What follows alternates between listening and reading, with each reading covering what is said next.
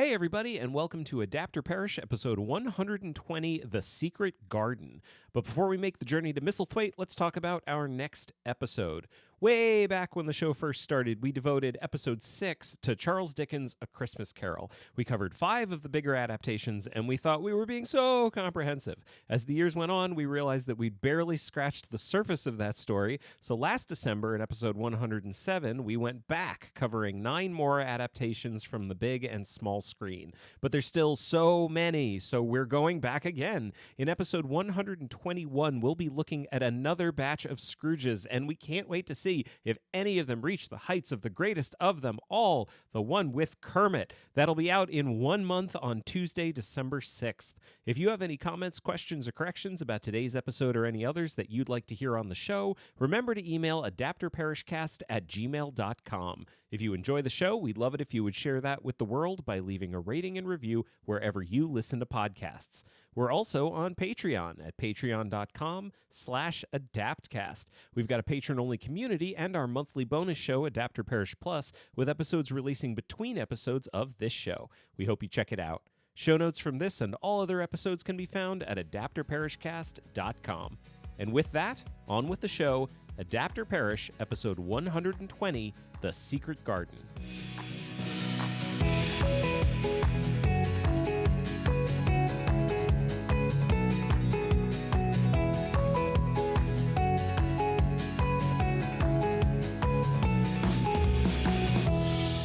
Hello and welcome to Adapter Parish, a podcast about adaptation. I'm Jeremy Latour. I'm Ari Lipshaw. Today we are going to be covering The Secret Garden. I just used long awaited, long requested. I just used all of my energy Good. to say hello to everybody. And why is that?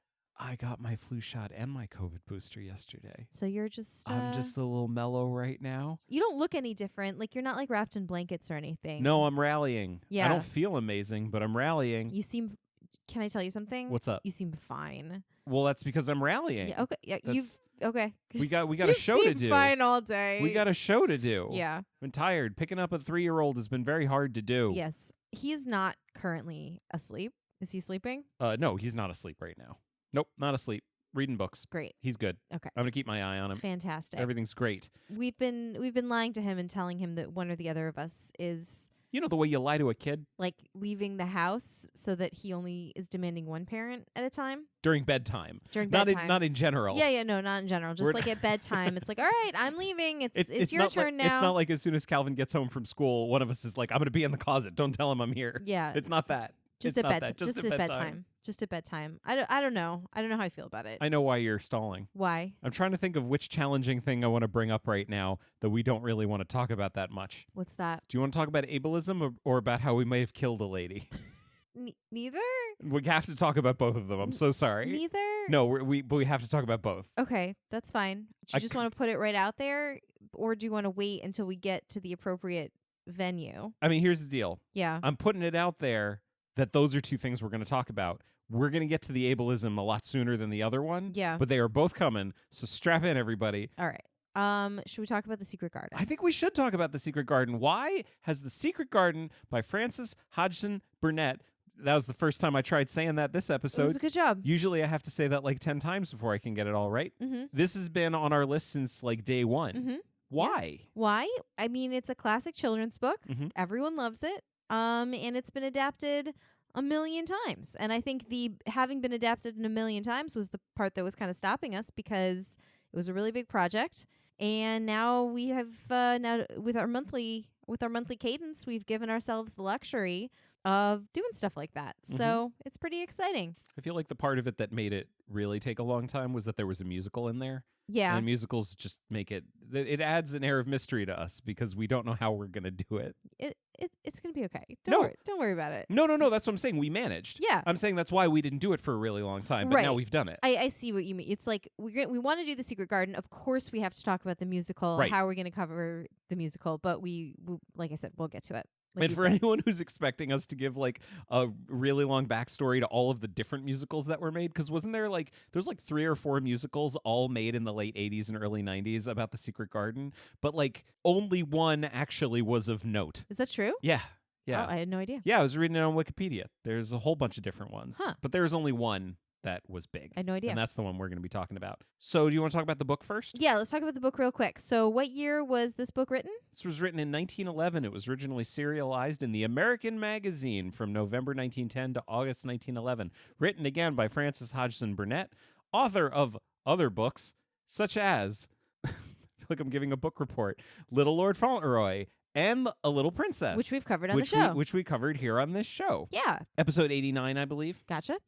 Yeah. So this is a favorite book of mine from childhood. Had you read it before? No. I don't understand. I don't understand how you live almost 40 years without ever reading The Secret Garden. That's so weird to me. I am not yet a 40-year-old man who has not read The Secret Garden. Yeah, you came in right under the wire. You've read all kinds of books now that like I think most 40-year-old men probably haven't read. You've read Little Women. Yep. You've read Pride and Prejudice. Anne of Green Gables. Anne of Green Gables. You a Little Princess. Like loved all of them. I didn't love Little Women. That's okay. So you're gonna read Pollyanna pretty soon, probably. Yeah. Yeah. Like we're doing all these. You're gonna make me read like Railway Children. Yeah. Railway Children's really good. Like Mhm. that's not even like I don't understand how you've never read that. Yeah. I read Jurassic Park. I read. Yeah. Find me a 40-year-old man who's read Jurassic Park. There it is. Okay. That'll never happen. So basically, the plot centers on the character of Mary Lennox, who is a 10-year-old girl. And I'm sure, like a lot of these books, she's like real plucky and She's not plucky. She's unpleasant. Oh, okay. And sad and mean and contrary. And she has had the misfortune. We'll talk about ableism. We have to talk about colonialism too. She's had the misfortune to be born and raised in India in the British Raj, and has never been to England. And there's a lot of talk in the book about how the climate has made her unpleasant, which is when you think of like the billions of people that live in hot climates, it is a little unsettling and racist. This book's pretty racist. Yeah. Like it's pretty racist right from jump. And then the only reason it's not super racist later is because they're not in India anymore. Yeah, there seems to be an implication in both this and A Little Princess actually that like the climate in India is not good for white people specifically, because that's what happens to Sarah Crewe. If you remember, she has to come back from India because the climate's not so good for her. I mean, I feel like we're just going to echo a lot of the stuff we said in A Little Princess, but like we're not here to make excuses for the racism in A Little Princess and The Secret Garden. Yeah. Now that we've got that out of the way, we don't ever need to mention it again. No, we will. So her parents don't really care for her, and she has a nanny essentially, and is just raised by servants, and her parents are always busy and going to parties and all this stuff. So one day, tragedy strikes. An attack of cholera hits, the town, and everyone kind of dies in the night and just forgets that she's there. So she wakes up the next morning and everyone's like dead. Yeah, they all woke up dead. And she's there all by herself and is found by some English soldiers who have clearly come to kind of, do a sweep of the place. A rescue mission, A rescue mission to rescue white people. Yeah, from cholera. Mhm. And is packed up and sent back to England because her uncle lives there, who is, as far as anyone knows, her only living relative. He is her dead mother's dead sister's husband. Mhm. So not a very close relative, but the closest one that she has. I mean, he's her uncle. He's her uncle by marriage. Yeah. Not one might argue that like an uncle that you've never met who was married to an aunt that's dead like doesn't really have much of a claim on you. But in this case, she has nowhere else to go. So she's shipped off to England, and she's very unpleasant, and all the children kind of dislike her on the boat over. I mean, unlucky for her, there's a nursery school rhyme that has her name in it. Yeah. And that's a bummer. That's a bummer because they do call her Mistress Mary, quite contrary. She does not like that. So I got called Jeremiah Bullfrog all the time when I was a kid. yeah, and also there's that Pearl Jam song. Well, yeah, that came up too. Yeah. Yeah.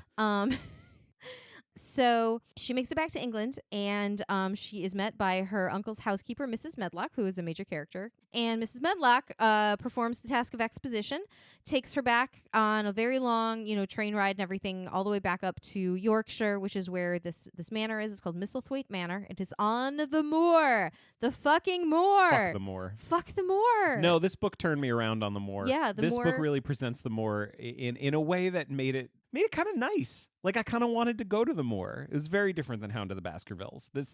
Or you Jane know what? Eyre or Rebecca Yeah. or any other Moor-based book. Like we've done a lot of Moor-based books. I think I'm going to go ahead and say officially, as of episode 120 of Adapter Parish, as far as we're concerned, unfuck the moor. Yeah, well, The moor sounds kind of nice. thank God for that. So what she learns from Mrs. Medlock is that her uncle is very rarely home. He's had a great tragedy in his life because his wife died about 10 years ago, and he's been very sad ever since.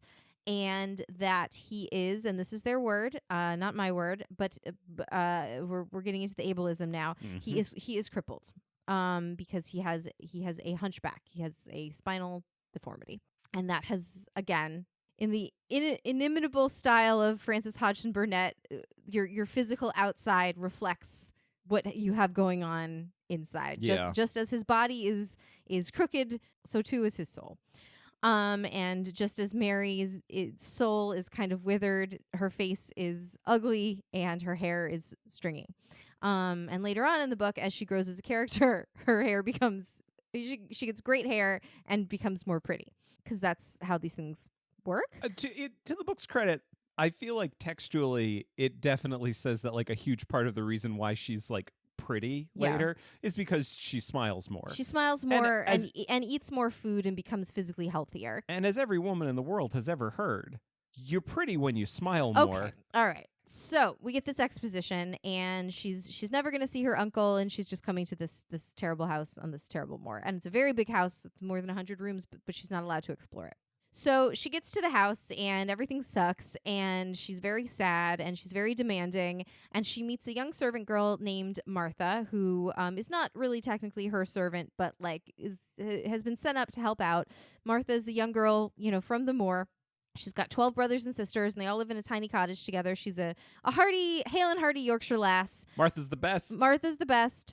She takes a bit of a liking to Miss Mary, and Miss Mary kind of likes her too, even though they have a bit of a, misunderstandings and stuff and such at the beginning. And Martha's like, look, like there's nothing in here in this house to do. You should just go outside and like spend all day outside. That's the best thing for you. I have a question, Yes. just in case anyone's expecting this. How often do you think we're going to be doing Yorkshire accents in this episode? I'm not going to do it at all. I'm like pretty much not going to try it. Yeah, I'm not going to try it. But Martha does speak in dialect, as do all the Yorkshire characters in this book, just to give a little bit of color. The dialect is written beautifully. It's written beautifully. Like if you actually tried to say it phonetically, you'd get pretty close. Mhm. Yeah. And so she wanders around the grounds, and it's kind of still not quite springtime. It's winter, and it's wet, and everything's really ugly. And she meets this gardener named Ben Weatherstaff, who's kind of crabby, and But in a fun way. But in a fun way, this old man, and he's got a friend who's a robin, and so she meets the robin, and it turns out that Martha has a brother Dickon who is just a little elf running around the moors. Loves animals and loves gardening and loves the outdoors. Everyone knows about Dickon. Everyone knows about Dickon, and Dickon's just a great kid. Everyone loves Dickon. He's a little older than Mary. He's about probably 12 or 14. He's 12 because he does say in the book he's 12 going on 13. But so she's sort of enjoying being outside and all this stuff. But it turns out the house has a terrible secret. Dr. Craven has a wife that he hasn't told anybody That's about. living that in the he's attic. keeping Yes, up yeah. No, in no. the attic. Well, almost. The children's book version of that. It's just sometimes at night, Mary hears what sounds like crying, and everyone tells her it's the wuthering. It's that wind. Sometimes it sounds like someone's crying. And she's like, no, it's not. It's like in the house. It's not. Like, I know what wind sounds like. Oh, well, maybe, the scullery maid, she's got toothache, so you could have heard that. No, I mean, no. that's not what they sound like when she says it, because Yeah. every time she brings it up, they always go, it's the wind. So one day she is wandering around, and she stumbles upon this little boy in the middle of the night. And it turns out that Mr. Craven's dark secret is that he has a son who was born 10 years ago at the same time that his wife died. The two things presumably related. Any relation is subtext. Yeah. Like, it doesn't really get into it. Well, no, the book tells us she had this accident in the garden. Yes. We're going to get to the garden in a second. She had this accident in the garden. She fell off a tree.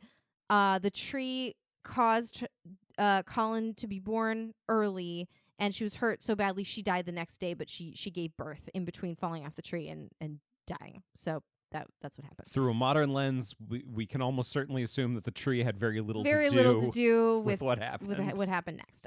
So anyway, she meets Colin. He is, again, in the parlance of the book, a cripple. Mm-hmm. He has not been able to walk, and he everyone tells him that he's got like going to be a hunchback like his father And die.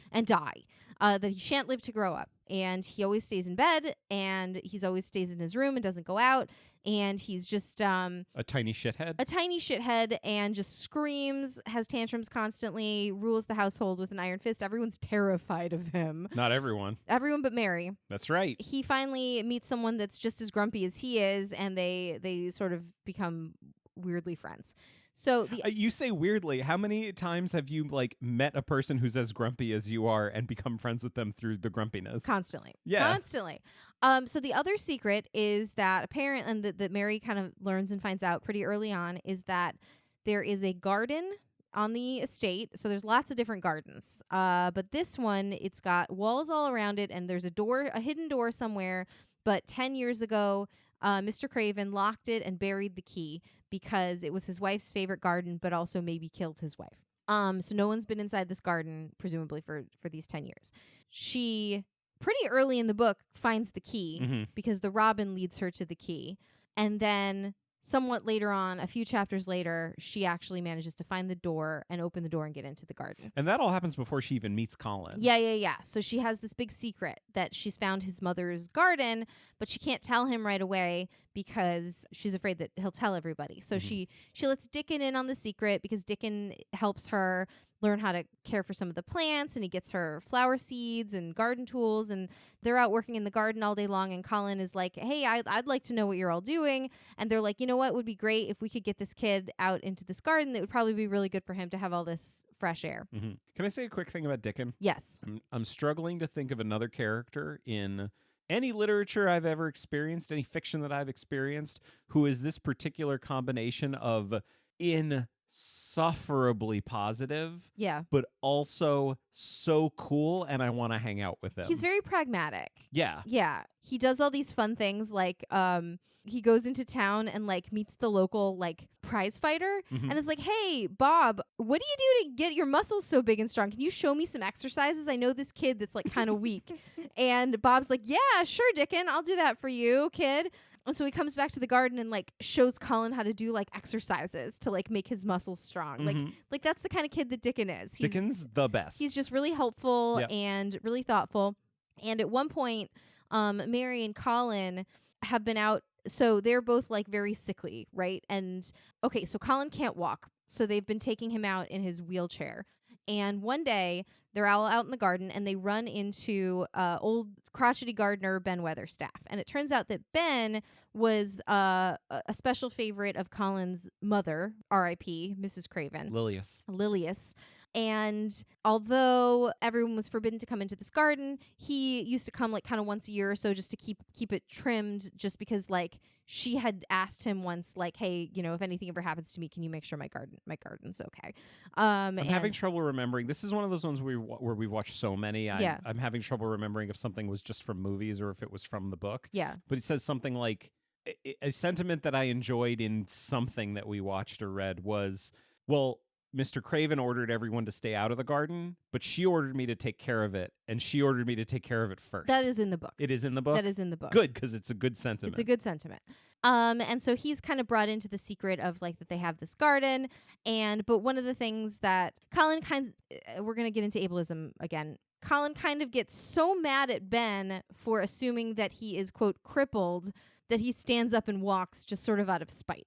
And from then on, he can walk and sort of takes a long time to become strong. But like, I feel like in the book, it actually is a little bit more realistic that it takes him quite a bit of time to become strong again. In the book, she even uses the phrase like his muscles had atrophied. And it takes months and months for him to become strong again. So they have to do this sort of whole deception that he has to pretend that he's still ill, so nobody knows, because he doesn't want anyone to know that he can walk until he's like perfectly strong, like 100% cured. Also, his father's traveling all the time, and he wants him to be home when he tells him. So there's this deception. Yeah, there's this deception. But the other thing that I appreciated in the book is that I'm not sure I saw in any of the adaptations that we saw that they do say explicitly, at one point, one of the kids says to him, like, oh, I'm sure you could probably walk just as well as anybody else. And like Mary and Dickon look at each other uncomfortably because neither of them, and it says in the book, like, neither of them have ever really asked him, like, is there actually something wrong, or are you just kind of weak? I actually really appreciated that in the book. It's because it's not this take up thy bed and walk thing. She goes at great lengths to just say, like, there's no injury, there's no disease, he's not paralyzed. It's just that he's really, really weak from staying in bed all day. Like, he's a victim of Munchausen by proxy. Essentially, yeah. He just needs some physical therapy and he can walk, but it's not a miracle cure. She very specifically says, like, he just needed to want to do it and to put the effort in, just like, if you have an injury or something, physical therapy is something that you actually have to really engage with the process in order to become well. I'm glad we're talking about the ableism finally. Yeah. Because... not that it's not ableist, but... Well, no, because it does come up a lot in the conversation about this book, and I've read a lot of reviews of it and read a lot of reactions to it, and it's something people bring up a lot. And it's interesting to me that I'm hearing it a lot in terms of this book, but I didn't see it that much in terms of Heidi. Yeah. Because Heidi also has a character that can't walk and can magically walk because of the time she spends on the mountain. And that was a lot more hand-wavy. But that's the thing. That one, I feel like, is way more ableist. Because that one, the book is like pretty straightforward that, no, there is something wrong with her. Yeah. But thank God for the mountain, and now she can walk. Right. This is like...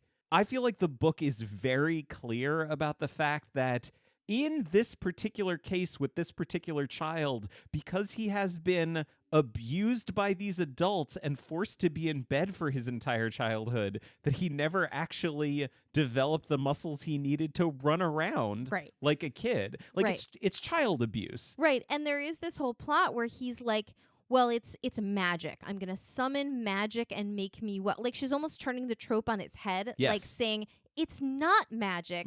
The kid thinks it's magic, but it's literally just that he's out in the open air exercising and eating for the first time in his whole life. I actually thought, going back to the book, I was worried it wasn't going to hold up because I was sort of rereading the book as we were watching all the different versions. And I literally only finished reading the book, 5 minutes before we started recording.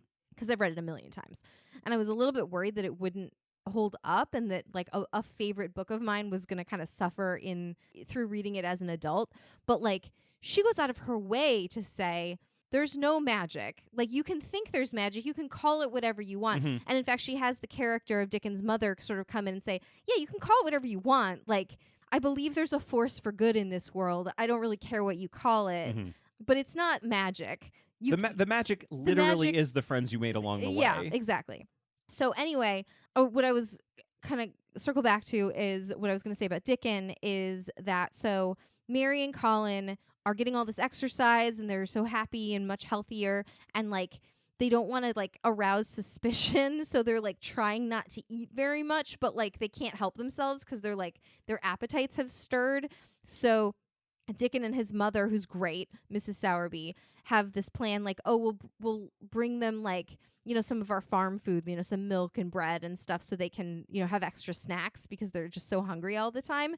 And like one of the things that I liked was that part of their journey, and the author explicitly says this, is like not only were they healthier physically, but that extends to thinking about other people and having empathy for the first time in their lives, because they're like, oh, we should probably give you some money so that you can bring us this food, because maybe your mom, who has 12 children and doesn't make very much money, can't afford to also feed us all this great food all the time. So Yeah. like she basically says they have empathy for the first time in their lives. Yeah. I'm glad you're bringing that up because I always want to be careful about saying this book is about and then state a theme. Yeah. Because the book is about a lot of different things, and I don't know how Frances wrote the book. Yeah. Right?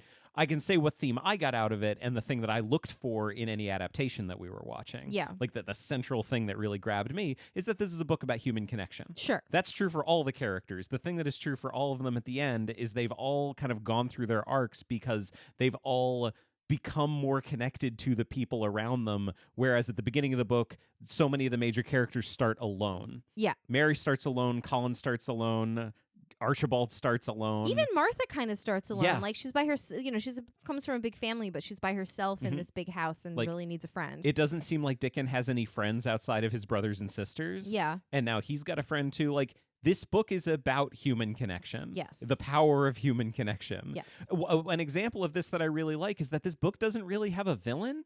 Like, No. it's got Mrs. Medlock, who is An antagonist. she's antagonistic, Yeah. but also Mary's a shit to her. Yeah. And so I kind of understood. There's Dr. Craven, who's like a distant cousin of Mr. Craven, who's Yeah. the one that is taking quote unquote taking care of Colin. Who, Yeah.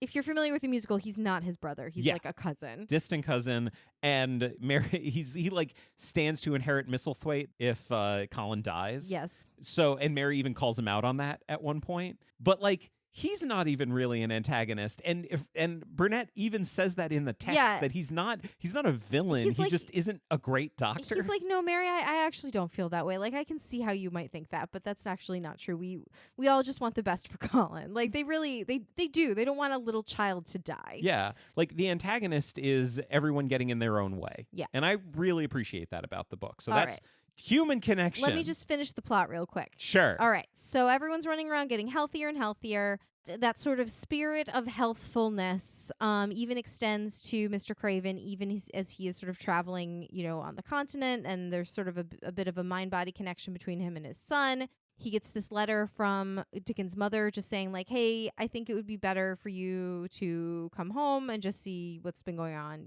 in your house.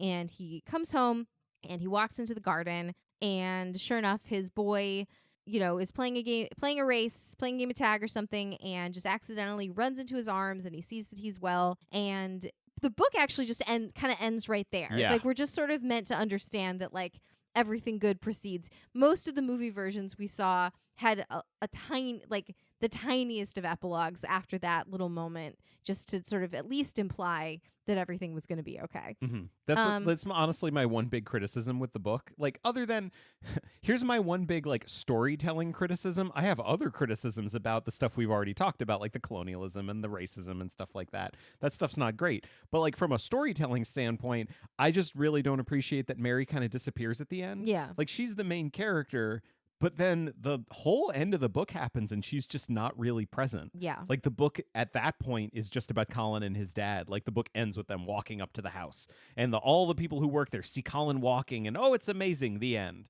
Where's Mary? Okay, that's the end of the book. Is there anything that I left out specifically from the book that you wanted to make sure we cover before we move on to all these adaptations? If we've forgotten anything, we'll bring it up along the bring it way. up along the way. Having reread this book now, having just finished it about an hour ago, what do you think of this book? I think it really held up. Like, I really appreciated all the things the author was trying to do. The one piece that didn't hold up was the actual active racism. That was not super enjoyable. Like, that Mary is so dismissive. Like, she literally says, like, the people from India aren't people. They're not people. Yeah. They're just servants. They don't have feelings. That is obviously a character's point of view. I don't think it's the author's point of view, but I think she could have done more to just indicate that Mary is terrible for having that point of view. I don't think Frances Hodgson Burnett thought that people from the Indian subcontinent, like, aren't people. I don't know. Having read this book, I'm not so sure she didn't. You don't think so? Okay. I can't make that I'd like to assumption. give her the benefit of the doubt, but you are right that she did not go out of her way to make sure the reader understands that is not her viewpoint, but rather a character who's experiencing prejudice and bias. I guess so. I don't know. The book felt racist to me. Like the book felt like it was written by a person who had a lot of racism in their heart. All right, And that's fair. it just felt that way. All right. Well, Yep. I'm sorry for that. That's okay. I'm not gonna listen. I'm not gonna stand here and make excuses. I'm not gonna, I'm not gonna be a Frances Hodgson Burnett stan. Like, if anybody reads this book and is like, I really felt that this book was harmful in its depiction of racism, I would not argue with that person. No. No. Oh, one thing we didn't really talk about at length, but we kind of mentioned it, is the fact that like Colin is basically suffering from Munchausen by proxy. Yes, he is like being harmed. Actively harmed by this doctor and by his dad. Yeah. And I want to be clear about that. Like, this is child abuse. Yeah. So as we move forward into talking about it, it's really messed up. Yeah. And yeah, I just want to make sure we're all on the same page about that. Yeah, there was one version that we'll get to that I really felt more than any other version like deeply uncomfortable watching, because I just felt like I was watching child abuse Mhm. and like I was not here for it. All right, let's get to the adaptations. Let's do it. Let's go all the way back to 1919 with a silent movie of The Secret Garden. This one's easy to talk about. Not extant. It is lost and we cannot Lost watch to it. time. Apparently they did like I read something about this. They did like a Wizard of Oz thing that like when they go into the garden, it was like color, like somehow they managed to colorize it. Oh, yeah? Yeah, but again, lost to time. Yeah. So I don't know. I mean, here's the deal. That's going to pop up again in a minute when we talk about 1949's The Secret Garden, Mm-hmm. which does that. Does that? Yeah. It's definitely like they're going for the Wizard of Oz effect when they go into the garden and it's all blooming and it's all in color, but it's like it is janky color. Yeah, It fair doesn't enough. look very good. It's not like Wizard of Oz. It's not that level of quality. Right. It's not glorious Technicolor. Right. So this was 1949, directed by Fred M. Wilcox, written by Robert Ardrey. The Secret Garden, the movie. There it is. And yeah, it's a movie. For some reason, I took so many notes on this. Yeah. I don't know why. Like, I usually don't take that many notes. Anytime we watch, like, the first thing we watch, I usually don't take that many notes because it tends to be like, well, I have nothing to compare this to. But for some reason, I think it's because I've seen the 93 version so many times Yeah. that, like, I had some kind of basis of comparison, so I had something to write. So I don't know, like, how do you want to talk about this? I have, like I said, I have tons of notes. Let's talk about accents for a second. Oh, this is not going to be the first or the last time we talk about I mean, it is going to be the first. It's not going to be the last. Like, the accent work over the decades, Hit or miss. hit or miss. It's been hit or miss, mostly miss. I'm going to say it, mostly miss. Yeah, and like you have to address it because it's such a central part of the book. It is very set in the place that it is set. So much of the book is about like Mary learning how to talk with a Yorkshire accent, and then Colin starts to learn how to talk with a Yorkshire accent. And her learning how to understand people who talk with a Yorkshire accent. Like, it is, you cannot do this without, I mean, you can because some of them did. But yeah. like, You cannot do this successfully yeah, without at least trying to address it you have to in try. some way. And this one does try to address it in some way. Yeah. In a couple of ways. So like here's an example where it doesn't really address it. Mary Lennox is played by Margaret O'Brien. Who is American. Adorable little American Margaret O'Brien. She's so good. She's one of the better child actors that we saw. Oh yeah. No, she's great, but she's doing like the mid-Atlantic accent. Sure, yeah. And they're hoping that it passes for British. It's okay. It's okay. It's just okay. It's okay. Dean Stockwell, little baby Dean Stockwell is Colin Craven. He's not really doing much of any kind of accent. But then Dickon, Brian Roper, actually from like Yorkshire. Yeah. Well, weirdly enough, sounds like he's struggling with the accent. And my feeling is like they probably asked him to do some kind of weird mishmash because the actual Yorkshire accent probably they thought was not understandable enough. That's sort of my guess. Yeah, I that's kind of what I'm thinking. Yeah, Like, because he sounds very weird. Like, he sounds like he's doing an accent, even though he's from like that part of the world. Mm-hmm. But like parts of it sound very authentic. He's also got that like so Margaret O'Brien I think was only 12 or 14. Dean 12 maybe. Yeah. Dean Stockwell was a baby, Mhm. 12 or something. This guy that played Dickon has this weird like man-child thing going on because he was 20 Mm-hmm. but is like playing 12.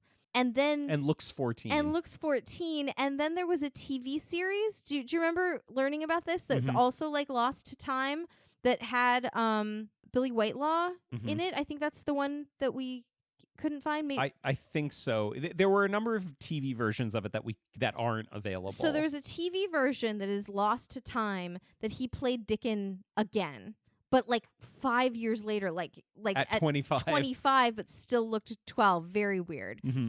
So yeah, as far as accents go, our three main characters are not doing amazing work. I will tell you where Margaret O'Brien in particular, and to a lesser extent Dean Stockwell, I thought did quite good work. Their screaming and tantrum work was excellent. So in the book, there's that tantrum scene because it's the scene where Colin is having a huge tantrum and none of the people who work in the house know what to do about it. And Mary's like, I know how to handle this. And she goes in and she just, because she's had many tantrums. She just starts screaming. And she just starts screaming too. And it's a great scene in the book. And as soon as it started in the movie, it's like, okay, here we go. And man, they go. Yeah. They go. This is like Citizen Kane level of I'm going to destroy every single thing that's in this room. And it's great. Like, that scene is fantastic. I think it might be the best scene in the movie. They killed it. Yeah, they did a great job. We did not talk about Elsa Lanchester as Martha. Not speaking in a Yorkshire accent, even a little. Yeah. Very nearly a friend of the pod. This is her fourth appearance on the show. We just need to find. Well, I don't know that she was in that much. We'll figure it out. We'll figure it out. So she's really fun. She's a delight. I feel like the character of Mary was a bit of a miss for me, just the way that they set up her character. Just they set her up at the beginning as like a snob, that she was like, oh, don't speak to me. Don't you know who my father is? Yeah. Oh, this is terrible. The whole point of Mary is that she doesn't care. Like she's depressed. I don't want to make a diagnosis, but it's a fictional character. It's a fictional character. Her whole thing is like she just doesn't care. She has a lack of affect. And nothing really touches her. Like, so to say like, oh, I hate this because you're beneath me. She doesn't feel that people are beneath her. Well, a little bit, but like, she doesn't it's more resent people for being beneath her. Yeah, it's just that she doesn't give a shit about anything. Yeah.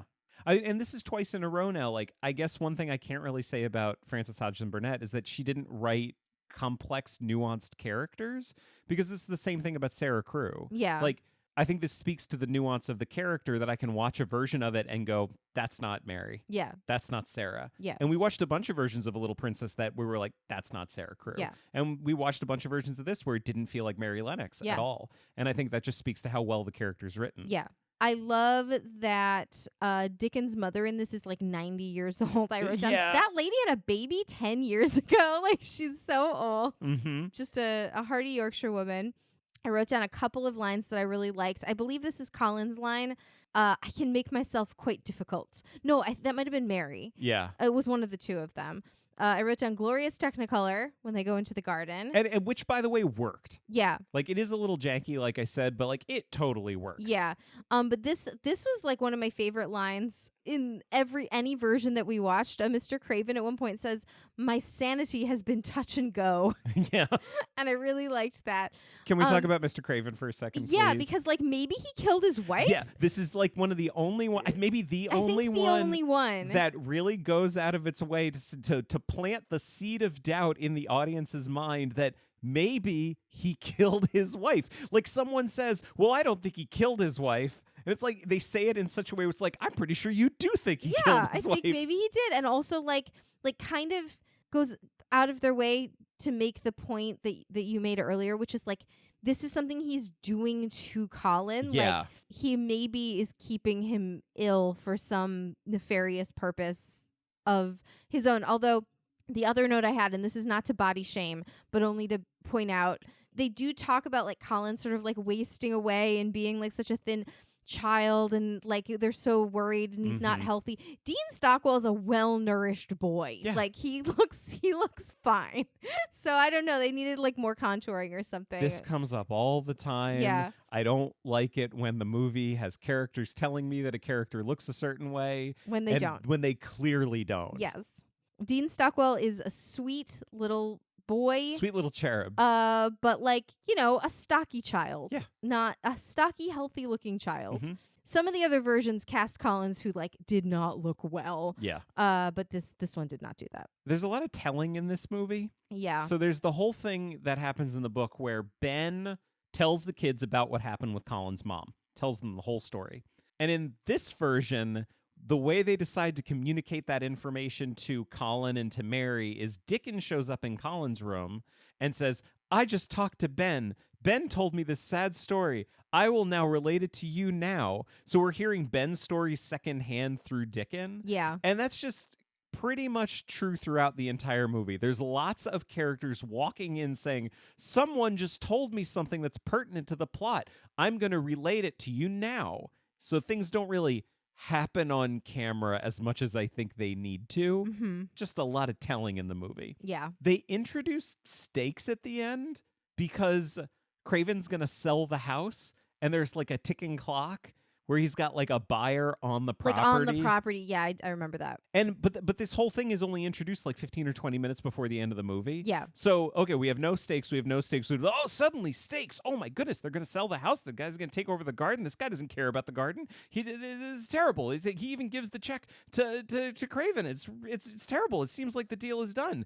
And then his kid can walk. And then like Craven goes down to the garden and he goes in and there's Colin, and Colin is walking and they have a beautiful reunion in the garden and it's all glorious Technicolor. And I'm pretty sure like the last shot, I think it's the last shot in the movie, is this guy we only met like 15 minutes ago looking at this beautiful scene with this father reunited with his son, and he's just smiling and he's just tearing up the check. Just for the joy of it. Yeah, tearing up the check that represented the stakes that only existed for the last 15 minutes of this movie. Amazing. Simply stunning. This movie's pretty good. It's all right. It's pretty good. If you like The Secret Garden, I would definitely recommend watching it. I thought Margaret O'Brien's performance was very good, and it's hard to be a kid and carry a movie, you know? Yeah. It's hard to do that. I mean, Margaret O'Brien's up to it. Yeah. Obviously, Margaret O'Brien's up to it. Totally. They all do a good job. I was excited to see little baby Dean Stockwell in anything. I don't really know who Dean Stockwell is, I gotta tell you. Dean Stockwell is in Quantum Leap. He's Okay. Al I've in Quantum Leap. literally never seen Quantum Leap in all of them. I've seen every single episode multiple times. Quantum Leap is amazing. Never seen it. If anyone, I haven't watched it in a really long time, so if it turns out it's not amazing, please don't at me.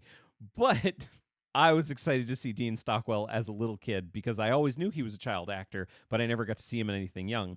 And his character, Al, in Quantum Leap is the opposite of a child. He's a grizzled old man who smokes cigars all the time. Gotcha. And is glorious. Glorious. 1975. Yeah, we skip ahead a while now. Skip a while. Well, there was one that in between that I think is lost to time. Yeah, the one that makes me super sad is there's one, as you say, where Billy Whitelaw, who also showed up in another episode we did about creepy things that happen in the house where there's a tenant that the main character doesn't know about. Well, she's also in another version of this that we saw. No, but that's what I'm saying. It's Yeah. like, I thought we were going to get to see her earlier. Yeah. And then we didn't because she played Martha in this show, and the show is lost to time, and it's a really big bummer. But they made a number of shows of it. Finally, in 1975, there was a miniseries made on the BBC that is available. Yes. That we could watch. Yes. And I have a confession to make. What's that? I did watch the whole thing, Mhm. but I watched it while I was traveling for work, like on airplanes and in hotel rooms, and I did not have my notebook with me.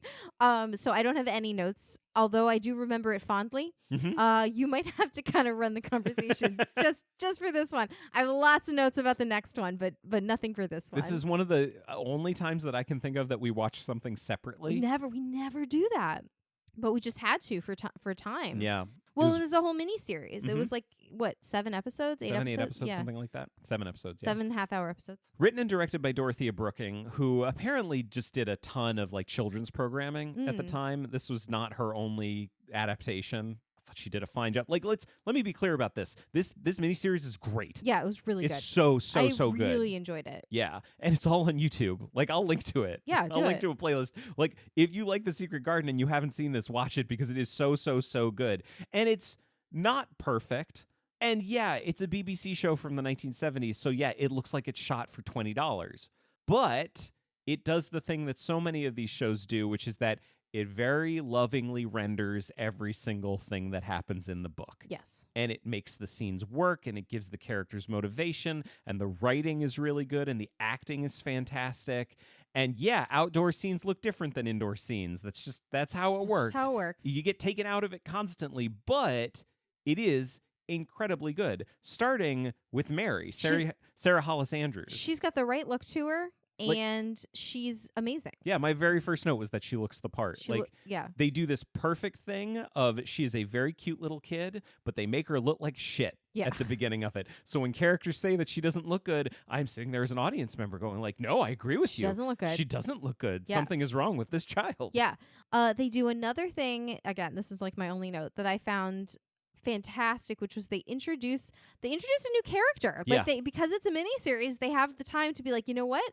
We're gonna introduce this new character. He's sort of in the book, not really. We're gonna make John the Footman an important role. Mhm. And he's just this kind of amazing footman who's there to sort of like play off of Martha, but also like teach Mary manners and like teach her how to play cards and stuff.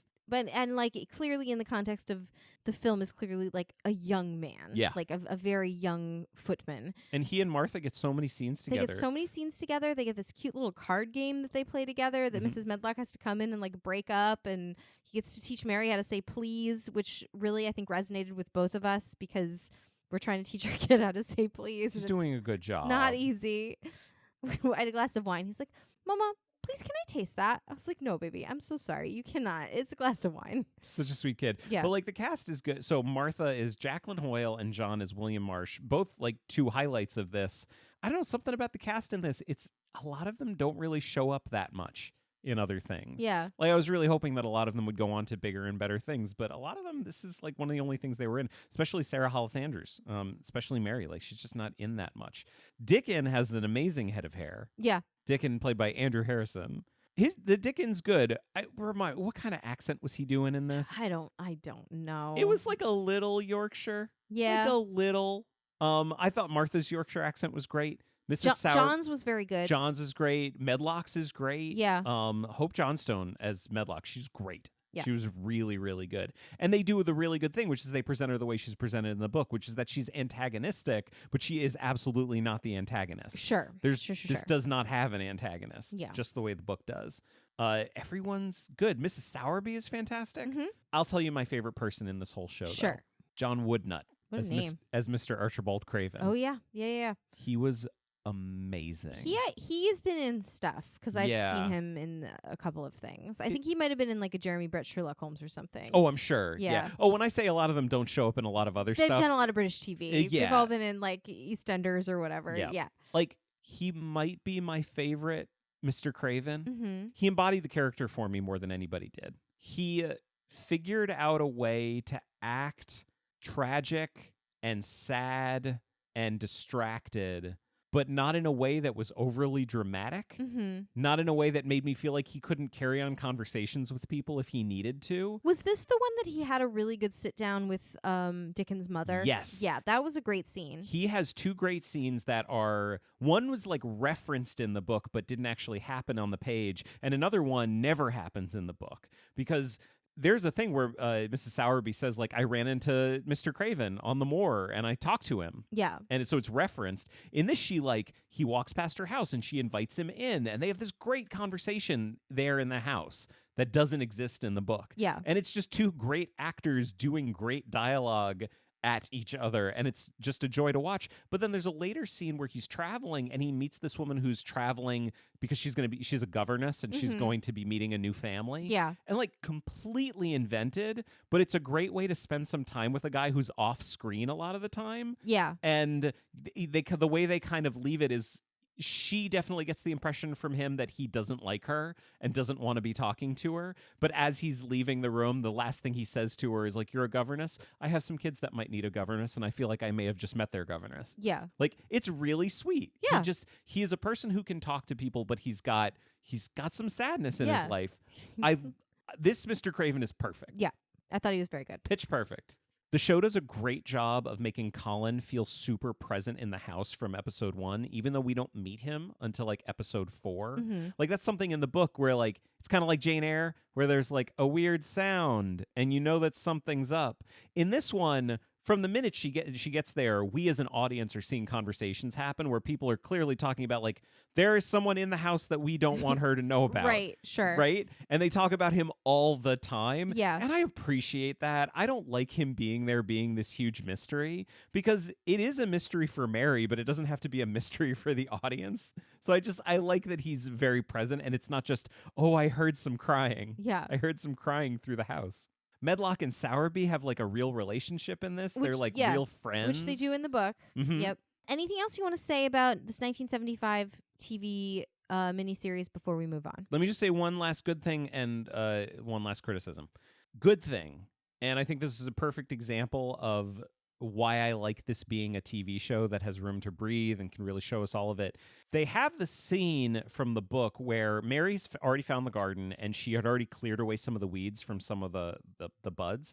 And then Dickon comes in later and he goes, "Did you do that?" And she's like, "Yeah, it looked like I needed to." And he's like, that's great. You did a great job." Yeah. And it shows up in some other ones, but I feel like this is the only version where that moment is really given time to breathe. Mhm. And it really felt the way it did in the book, because it's this beautiful little moment that could very easily be cut from something. If you were making a movie, even if you were making a TV show, I think it would be easy to cut. Yeah. And the show is full of stuff like that. And I really like it. We didn't even talk about Ben. The cast is great. The writing is great. Here's the one thing I don't like. It does exactly the same thing the book does at the end. Mary disappears. Mhm. And so the last shot we get of the show is Colin walking up the grass with his dad. And I just remember getting to the end and being kind of sad that I had gotten so invested in this, and then just felt I just felt like the show let me down at that point, because I'd really grown to love this little Mary, and I don't like that she disappears at the end of the story. That's fair. But it's super good. Watch it. All right. Moving on. Yeah. 1987. This was a Hallmark movie of the week. The version that we watched had the best thing that I've ever seen in all of my life, Uh-huh. which was the original Hallmark commercials from this Hallmark movie of the week. Each one a tiny film, a beautiful little snippet of a short film, Oscar worthy. Mhm. Every one of them. The movie, not as good. The Hallmark commercials, amazing. Yep, I will say. I have separate notes for the Hallmark commercials and the movie. I cried twice while we were watching things for this show. One of the times I cried was when we were watching the musical, which we'll get to. The other time I cried was during Home for the Holidays, one of the final short film commercials in the Hallmark Hall And presentation. I didn't cry, but only because I literally wrote down, I refuse to be emotionally manipulated by a Hallmark commercial from 1987. I was ready to be emotionally manipulated by a Hallmark commercial from He was 1987. waiting all day for his brother to come home. This little kid And thought then his brother he- wasn't going to be able to come because home of for the snow, holidays. and then he did, and then he was a beautiful opera singer, apparently. And they all sang together. Yeah, this also is available on YouTube. Yeah. Like, it is worth watching, if only to watch a 2-hour block from 1987 presented only by Hallmark. But then also clearly We the got VHS. some local news. Yeah, and it was local Boston Yeah, news, yeah. which is kind of cool. But like, yeah, it's just a great thing to watch. We watched, what was it, Valley of the Dolls 1987? yeah, or whatever it was. Yeah, whatever yeah, it may yeah, have been. yeah. And I loved that so much because it had all the original commercials. It was just like a blast from the past, just a little slice of history. It was Now let me ask amazing. you this. Yeah. Would you have enjoyed this experience as much if it didn't have all of the commercials from the time? No, and I didn't enjoy it at all. I only enjoyed the commercials. Yeah.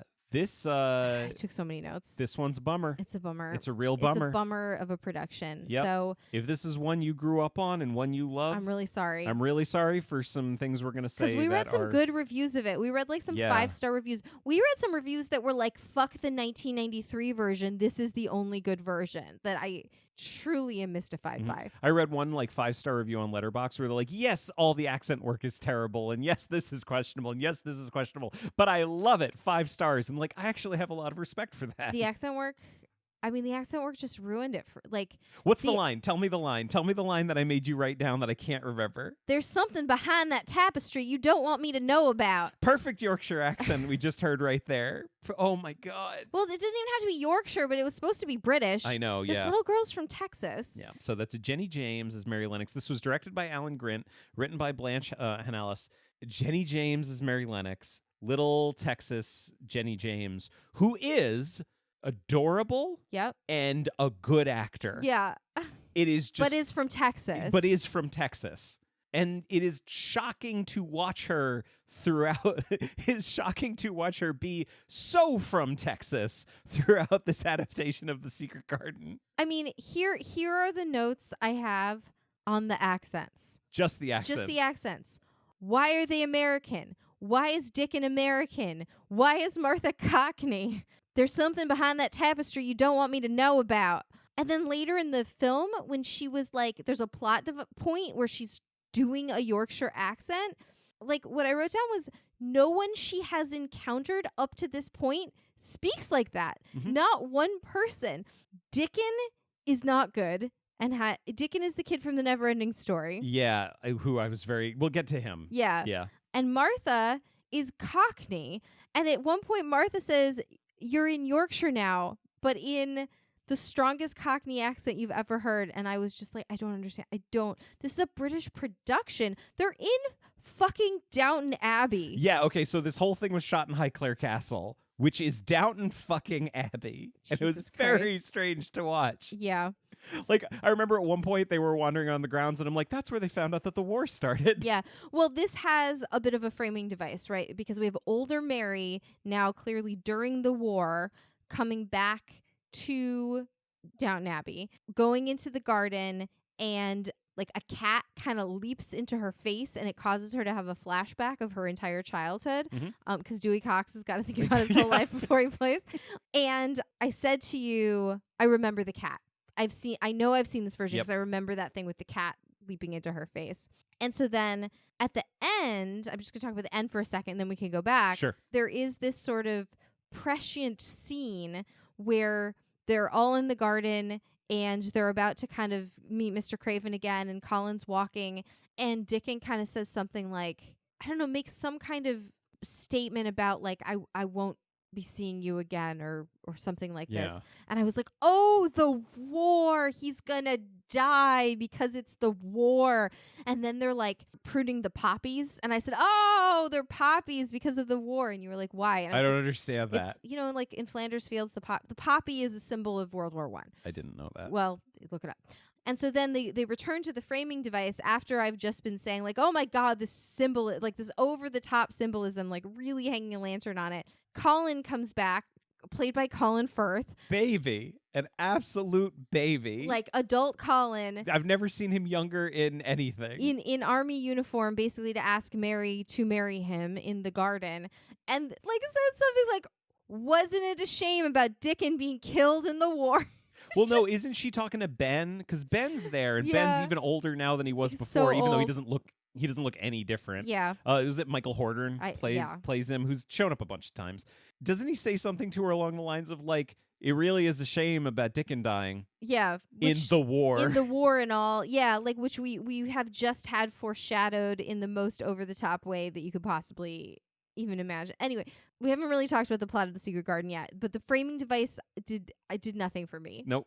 Okay. And of course, like Colin and Mary are very, very specifically not related in this version. Right. Like she is there because her dad was friends with Mr. Craven. They were just friends. They were just friends. They were just good friends. And like, why would you go that far to say that if she wasn't going to end up with Colin at the end of your version of The right. Secret and Garden? you had said that to me right at the beginning. You were like, "Oh, they're going to get together at the end, clearly, Mhm. because they can't be related." Yeah. Why? Even though why first would cousins, you change that? even though first cousins married all the time back then. But it would have scandalized an American audience in 1987. Sure, maybe. That's what I'm saying. All right. I want to talk about Dickon because so many things about Dickon are depressing.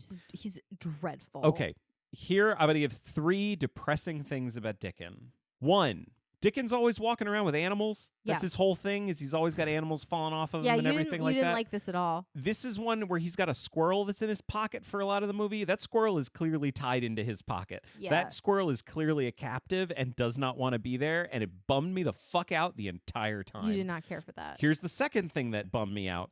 He's not good. Barrett Oliver is the actor you mentioned before. He's in The Neverending Story.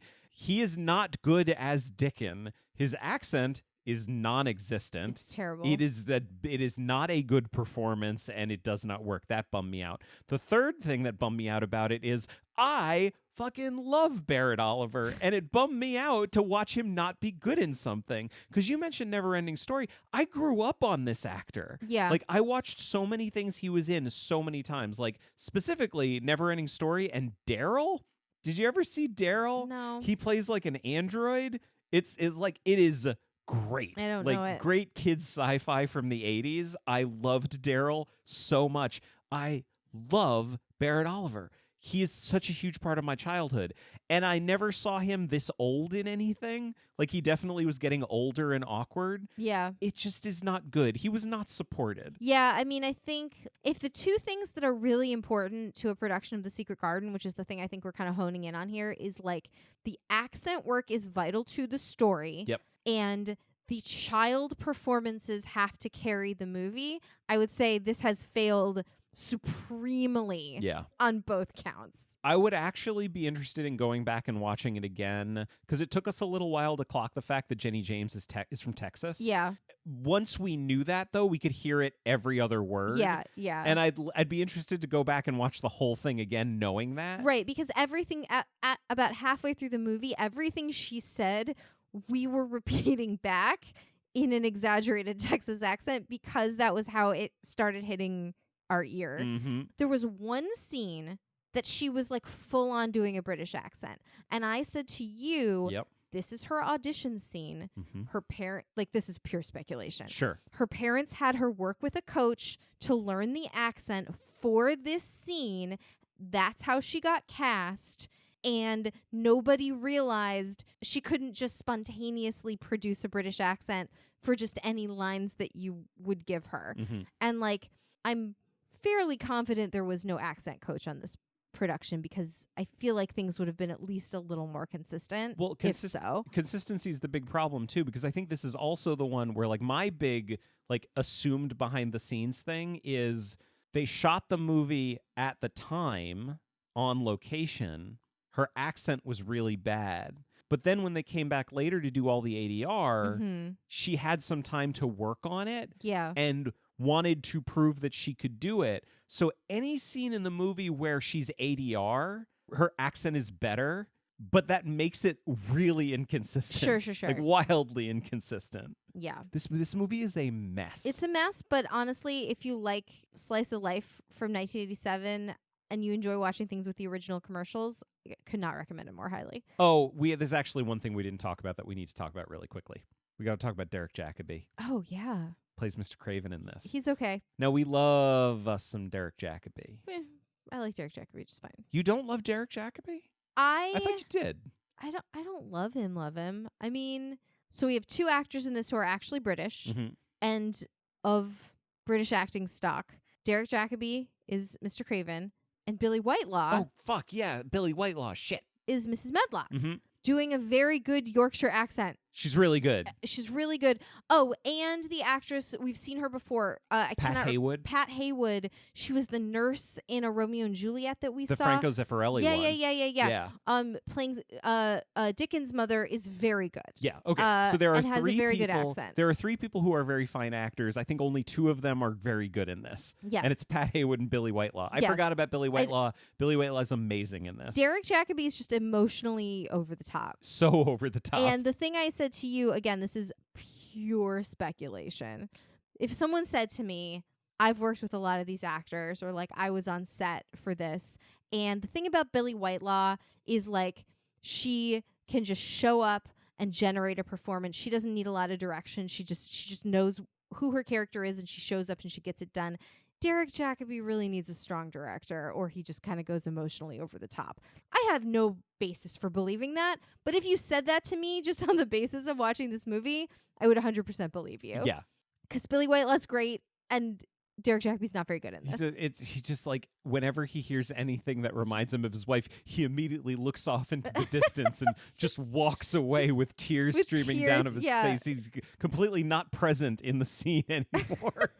It's really not It's very good. too much. It is It's- too much. It's just really not very good. Yeah, this is it's a bummer. All right. I'll tell you what's not a bummer though. What's not a bummer? You finally got me to listen to and pretty much watch The Secret Garden of the musical experience. I did. It's very good. It is quite good. Like I don't know, like what was your expectation going into it? When I said it was good, did you think it was good or did you not think it was good? No, I expected it to be good, but I expected to not really enjoy it that much. I expected to respect its quality, but not really get much out of it myself. Because I feel like a lot of times when we've seen like musical adaptations of things, historically they've not been very good sometimes. And even but that's the thing, even when they are good, I don't necessarily love them. I think this is one of the best book to musical adaptations that I personally know of. Oh, they fucking got it. Yeah. They killed it and Yeah. did a great job. Yeah. So just for a second of background, what are we Yep. what are we talking about We are here? talking about The Secret Garden.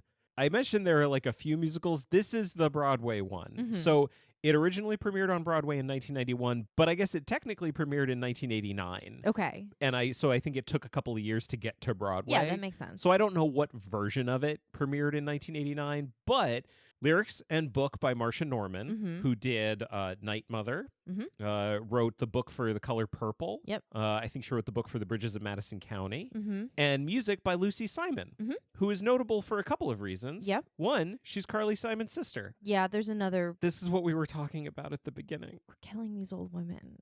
We're mentioning them, and then they die. We may have killed Angela Lansbury. By sort of reflecting on the fact that it was great that she was still alive. Yep. I don't think we killed Lucy Simon. I just so we are recording this on October 28th, 2022. She passed away on October 20th, a day after her sister, not Carly. Not Carly. Carly had two sisters that she lost within a day of each other to different cancers. And I'm like, the only reason I sound like I'm making a joke right now is because it's too painful to think about and horrifying. And my heart fucking goes out to everyone. It's awful. That's awful. Yeah. It's awful. Yeah. I I don't know what to know do. what else to say. Like, I don't know what to where do with how that. do we like end a podcast, I think? How do we go on from that? Here's how we go on from that. Let me ask you a question. Did Lucy Simon and Marcia Norman do a good job? Yes. Yes. So, okay. So this musical, as you said, it premiered on Broadway in 1991. Yeah, it premiered at the Virginia Stage Company in 1989. It made it to Broadway in 91. Apparently there was a West End revival in 2016. But there was a 2016 New York concert, which is the what we managed to see. Mhm. Apparently there was a 2022 London concert, which we definitely did not see. I'll have to see if I can find that Yep. somewhere.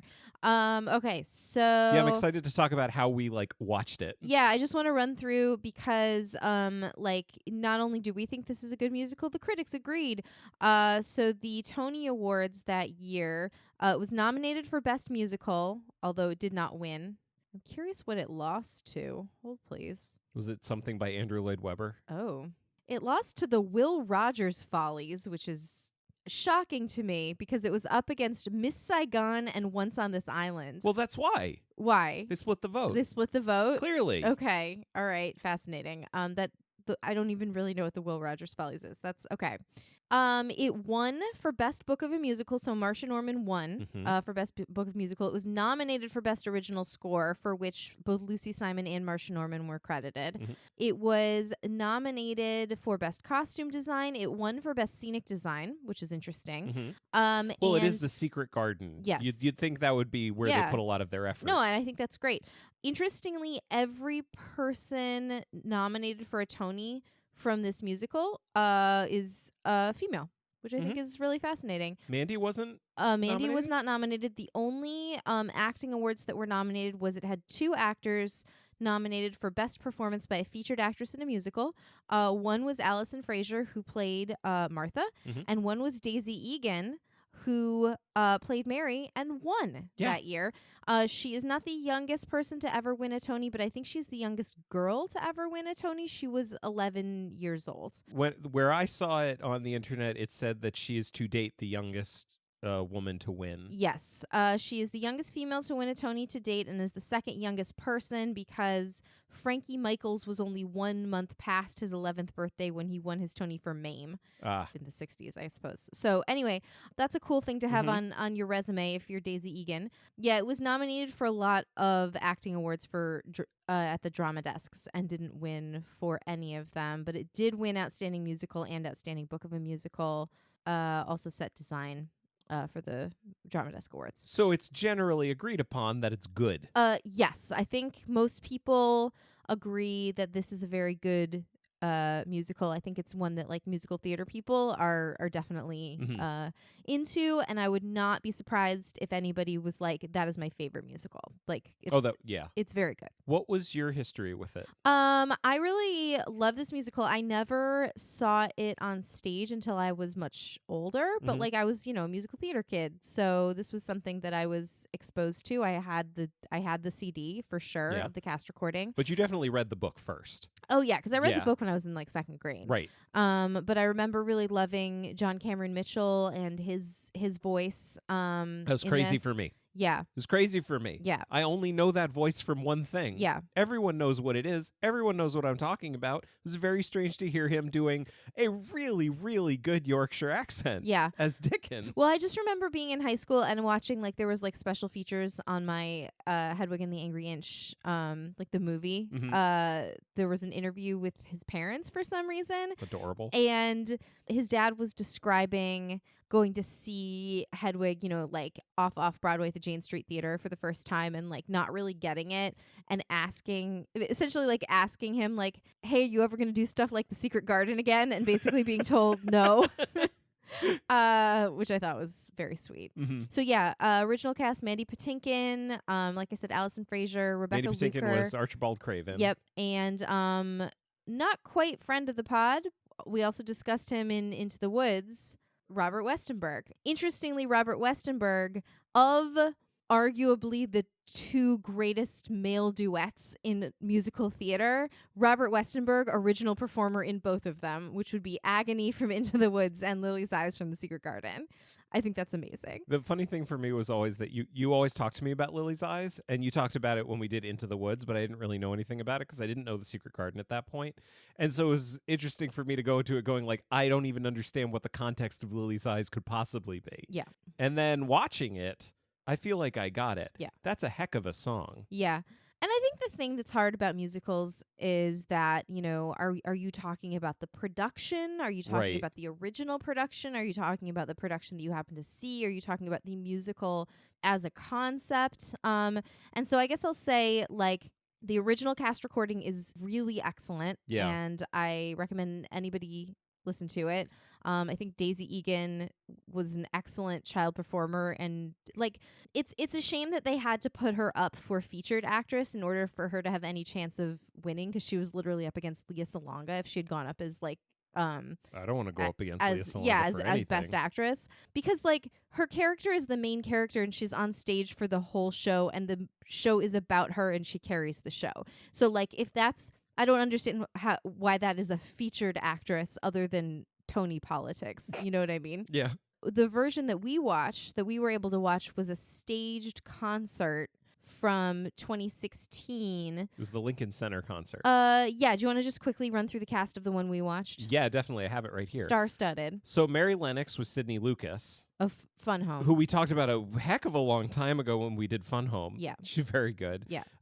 Archibald Craven was Ramin Karimloo. Yep. Who we talked about when we did Les Mis. He's very good. Lily Craven is Sierra Boggess, who she's one of those people where, because my finger is not on the pulse of the Broadway, Yeah. And she's a big deal, right? Yeah, she's like your go-to legit soprano. Like she played Christine in Phantom of the Opera for a long time. Okay. Like she's a big name. Mm-hmm.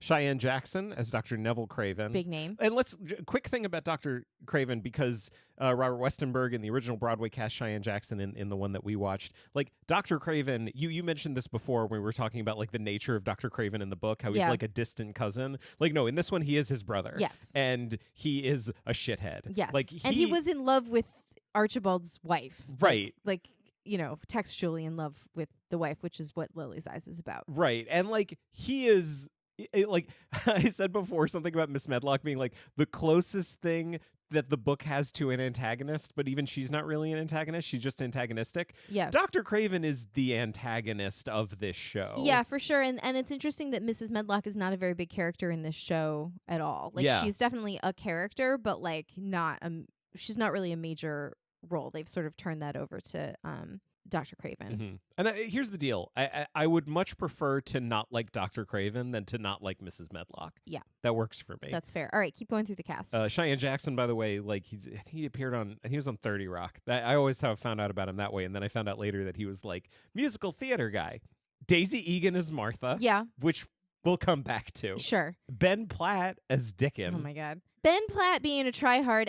So this is a staged concert, right? They're not even really in. They're in sort of like vague costumes, and everyone's on book, and it's just like very, very, very basic staging, no set, nothing. So they're all on book.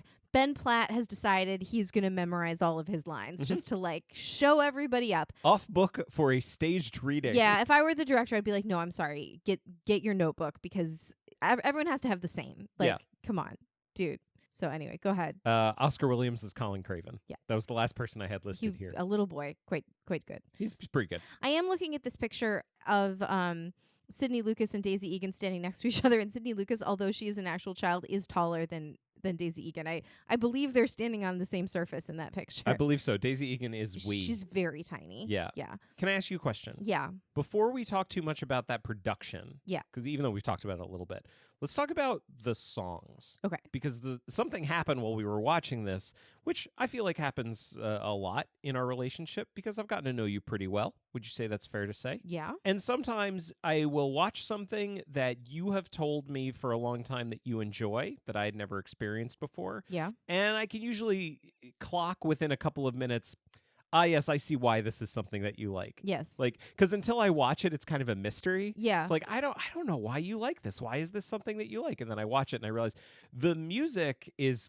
killer. Yeah, it's every song a banger. And there's so much in it. Like there were, especially near the beginning, there's a couple of songs that are very traditional, like Northern England kind of sound. Yeah. And I know that that's a sound that you respond to. Yeah, but there's also like because she's from India, there's a very sort of Indian influence. Yeah. Indian music as Oh, well. I'm just talking purely of like the music I know you like. Yeah, the sort of folk influence. Yeah, Fairport Convention. Yeah, Stuff like that. Yeah, et cetera, et cetera. Yeah. Yeah. I'll remind everybody of when we were watching Emma and we were watching the Anya Taylor-Joy one, and you turned to me and you're like, that just sounds... That voice. Where have I heard that voice? And it was... It was Maddie Pryor from... Steel Ice Band. Yeah. Yeah. And like, I'm just saying, like, I know the kind of music that you like. Yes. And I'm hearing this, when we got to like Show Me the Key. Yeah.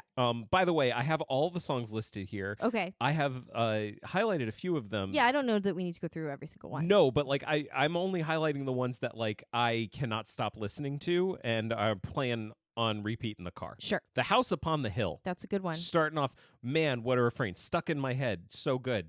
I really like the way they have a chorus in it. The way they have kind of like the Greek chorus. Well, yeah, like, they're ghosts. right. Yeah. Like Yeah. it's a really smart thing to do because the ghosts are on stage pretty much the entire show. Yeah, like Lily is a character who's dead. Mary's parents are both Mm-hmm. characters who are dead, and other sort of vague ghost figures. Her Aya is a character who's dead. Yeah. I love the fact that like this is the kind of thing you can get away with in a musical that's hard to do in a movie. Sure. Because it's got a really strong point of view and it could go wrong. Well, I think that's something we really respond to in 100+ episodes of this Mm-hmm. podcast is like what can you do in an adaptation that really serves the format that you have, the genre that you have chosen. Yeah. Like we'd like movies that look like movies and plays that look like plays and musicals that really embrace the conventions of that particular art form. Yeah. Right. I heard someone crying, like that line, Mhm. just them singing that line stuck in my head for days now. Show Me the Key, I already mentioned. Yeah. And this was the first song that got me to like sit up and sit forward and go like, oh, the music in this kicks ass. Yeah. And Show Me the Key is it's this beautiful song with Mary and Dickon singing to the Robin, and Dickon is getting her to speak Yorkshire, and it's amazing. Yeah. Archibald singing a bit of Earth. Yep. It was Mandy Patinkin being just- beautiful. Yeah. Lily's Eyes, Yep. which we've already mentioned. Do you want to just explain really quickly what Lily's Eyes means for It's- anyone who hasn't seen it? Yeah, it's Mary is said to have eyes very like her mother's, and it's Archibald and Dr. Craven both being astonished that not her mother's, her aunt, I guess, her Aunt Lily's, Mhm. and them just being very heartbroken that, the wife is dead and they both loved her. Mhm. And it is a duet between them. So one of my favorite things, because they're not the only ones to do it in the show, but because in the book, Colin is described very specifically as having his mother's eyes. Yeah. But I don't think Mary is ever described as having Lilius's eyes. No, but I like that they've chosen this to Yes. to center Mary as the main character. Right. And this gets to my big criticism from the book. Mary's the main character. Right. Make her the main character. Right. So that's great. Then we go a long ways, and there's all the storms and everything, and she meets Colin, and then we get Wick. And Wick is one of the greatest songs I've ever heard. It's amazing. It's just Marion Dickens singing about flowers, and I love it. It's a good one. It's so good. I can't stop listening to it. And then finally, I will bring up Hold On. Yes, that's one of my favorites, I think, for Yeah. this show. And I don't know, like, if I had listened to the album first, I don't know that Hold On would have kind of gotten in my head the way it did. Mm-hmm. But we watched the Lincoln Center performance first. Yeah, And because of that, Hold On is like firmly implanted in my brain. yeah. Hold On is Martha singing. Martha's big song. Yeah, it's Martha's big song. She's singing to Mary near the end, just saying like life is hard, but you're gonna be okay. And I mean that's basically the idea. That's basically what it. Yes, you have adequately summed Right. up what the song is about. If we're talking purely about the show and about the music, the songs are bangers. They, as you say, go between musical styles in a really nice way. Like one of the things that I don't like in a musical is when the style. Okay, remember when we watched Dirty Rotten Scoundrels? Yes. Okay, that musical, the style of music in that was completely separate from the content of the show. Yes. There was no reason that show had to have music that was in that particular style. Yes. This one is heavily influenced by the content of the story. Yes, we hear like sort of Indian inspired music, and we Mhm. hear sort of like British folk music. Yes. Which both are appropriate. So that's one thing that this show that's great that I really responded to. The other thing is that they make Mary the main character. Yeah. And the show ends with Mary being the main character. And it's great. And what a good show. It's a very good show. So we watched this Lincoln Center concert. Yeah. Which thankfully was on YouTube. Yes. You found it. What's it called? It's called The Furtive Backyard. Which is adorable. If you want to search for that, Yep. it is available. Should I link to it? No, I feel don't like don't links link to are- it. If no. you link to it, it's going to get taken down. Yeah, I'm not gonna- I'm Don't, not don't gonna do link that. to it. Don't do that to whoever, whatever hero posted this. Yeah, it's amazing. Yeah. Like, obviously what they did is they did a naughty thing. They Yeah. shouldn't have done a naughty thing. They shouldn't have taped the show. That's bad. But also, this show should be available for people to watch at home. Yeah. And that is a bummer that they can't, but thankfully we can. We already talked about who's in it. Are there any other big notes you have about this performance that we didn't already mention before? No, I just think I think Daisy Egan's very cool. Like Mhm. if you follow her on Instagram, she's just become a cool adult. And I think, I think it's hard for anyone who sort of peaked in their career at age 11. Like that's hard. I think it's hard to come back from that, and I think she does an awesome job as Martha in this, but I also could tell she was really nervous. Yeah. I think being nervous because it's hard to live up to your own expectations of yourself as an 11-year-old is a really, really natural thing, and I don't blame her for that. But I think, she's a person that's been through a lot and hopefully has come out for the better on the Mhm. other side. So I really I just thought standing up and giving this performance was a really brave thing to do, and I appreciated it. Yeah. And that brings us to Hold On. Yeah. So it's a song that Martha is singing to a young woman who is not her. Yeah. Saying, "You'll survive this because you're strong." Yeah. And Daisy Egan gets to sing it to a character that she played when she was 11 years old. Yeah. And it is magical. Also, her mom died.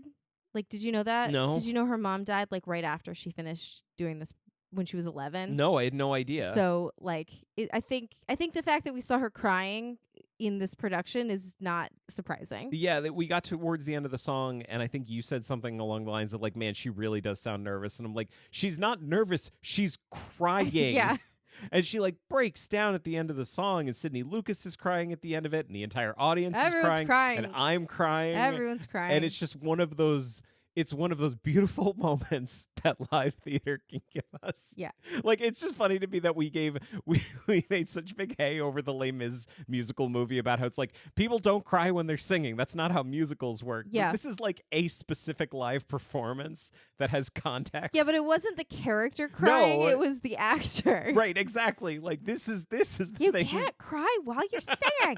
This is the thing that proves that it's great. It's just amazing. Yeah. And my God, thank you, Yes. sweetie. Hey, Yes. thank you for making me do The Secret Garden Hey. so that I could experience this musical because it's really good. You're welcome. I think we should probably move on to the next thing. We probably should.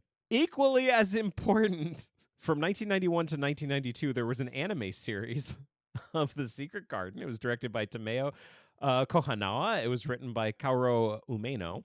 We watched one episode. Yeah, Here's the deal. it's no good. I'm sorry. I don't want to speak for you. I'm sorry. I'm sorry we didn't watch more. I'm sorry we did a bad job when it comes to this anime series because you've heard us do anime series before, and sometimes they're Akage no An. Or a Little Princess. And Mhm. even a Little Princess went off the rails a little bit, but it got so much right that it was really enjoyable to watch. And Anne of Green Gables was great. And, sometimes they're Treasure Island, and that one was not enjoyable. It was a little bit enjoyable because it was batshit. This is terrible. It's terrible. I just think they got the tone immensely wrong. Yeah, like, I was like, this is very upbeat. I don't understand. Why is she like an action hero? yeah, so the thing we normally see with these, this very specific, like, 70s, 80s, I guess it's more like 70s, 80s kind of thing. Now that we're in the early 90s, I feel like now it's a new group of people who are making these shows. And so we can't really compare them. But like one of the things that always impressed us about the anime adaptations was like character design, for example. Like when we watched Heidi, the character designs are perfect. Yeah. Like everyone looks like they just stepped off the page. They are drawn exactly the way they're described in the book. Even the Les Mis, I think, was very good. Yeah. On that Mhm. note, even Treasure Island, honestly, was pretty good. That was Like, the that only was- thing that kept me into Like it. that was the only one where Long John Silver was actually as described in the book, which was like a younger, middle-aged, hot man. Like he wasn't supposed to be like old and grizzly. No, this one though, this is not Mary Lennox. Yeah, Like she is a beautiful little girl with with full hair. beautiful curly blonde hair and a cartoon cat named Patty that she loves so much. I could not give a shit about Patty. There's always an animal. There's always some animal. I just like it wasn't Mary. Yeah. Like it wasn't Mary. It was too frustrating to watch, and I feel like we got through one episode of it and we were like, okay, a little bit of that was something that was like the book. A lot of it was nothing like the book. Like Patty the cat getting into mischief a lot in the first episode, and I did not care for it at all. Yeah. And then when we're just there with Mary, she's not Mary. Yeah. And that is a huge heckin' bummer. At one point, I here are my two notes. At one point, the two little boys that she's traveling with are mocking her, and they do a little coordinated dance, which was my absolute favorite thing Yep. in the entire 25 minutes of this that we watched. It was just I fantastic. took pictures of it. And then there was a line, and I think we don't like to nitpick the actual dialogue in these animes too much, since obviously we don't speak Japanese, so like a lot of things get lost in translation, I think. But like there literally was the line with Mrs. Medlock was talking about her uncle Craven, Mm-hmm. and the line was, "He's always been the same. He changed when his wife died." Yeah. It's like, well, one of those things is clearly not true. Like it was anyway. No, she literally said, she's like, I've been working for him for 20 years and he's always been the same. 10 years ago, his wife died and he's never been the same. Yeah, like it What was, the fuck? What the fuck? All right. No, when the little boys are are singing at Mary. So there is textually from the book, we know what song they're supposed to be singing, which is Mary, Mary, quite contrary. In the show, they are singing to the tune of, was it to the tune of like Frere Jacques or Yeah, it was something like like row, that? row your boat. Maybe Something. It was a different song. But the lyrics on screen, of course, were it went through the translation soup, and they came out. Miss Mary's always alone, alone. She thinks she's pretty, but she's stupid. Which, here's the deal, maybe one of the most honest depictions of childhood I've ever seen in anything we've watched for this show. Listen, like it was fun. It was. I'm not saying it was dreadful to watch. I'm just saying it wasn't The Secret Garden. And I said to you, we don't have the time. we can't put any time into this. Yeah. I'm sorry. It just was frustrating because Mary, the whole thing that defines her in the book is that she doesn't care. Like, she's gone through too much and she's been raised in a certain way and she doesn't care. And the whole point of the story is that she learns to care.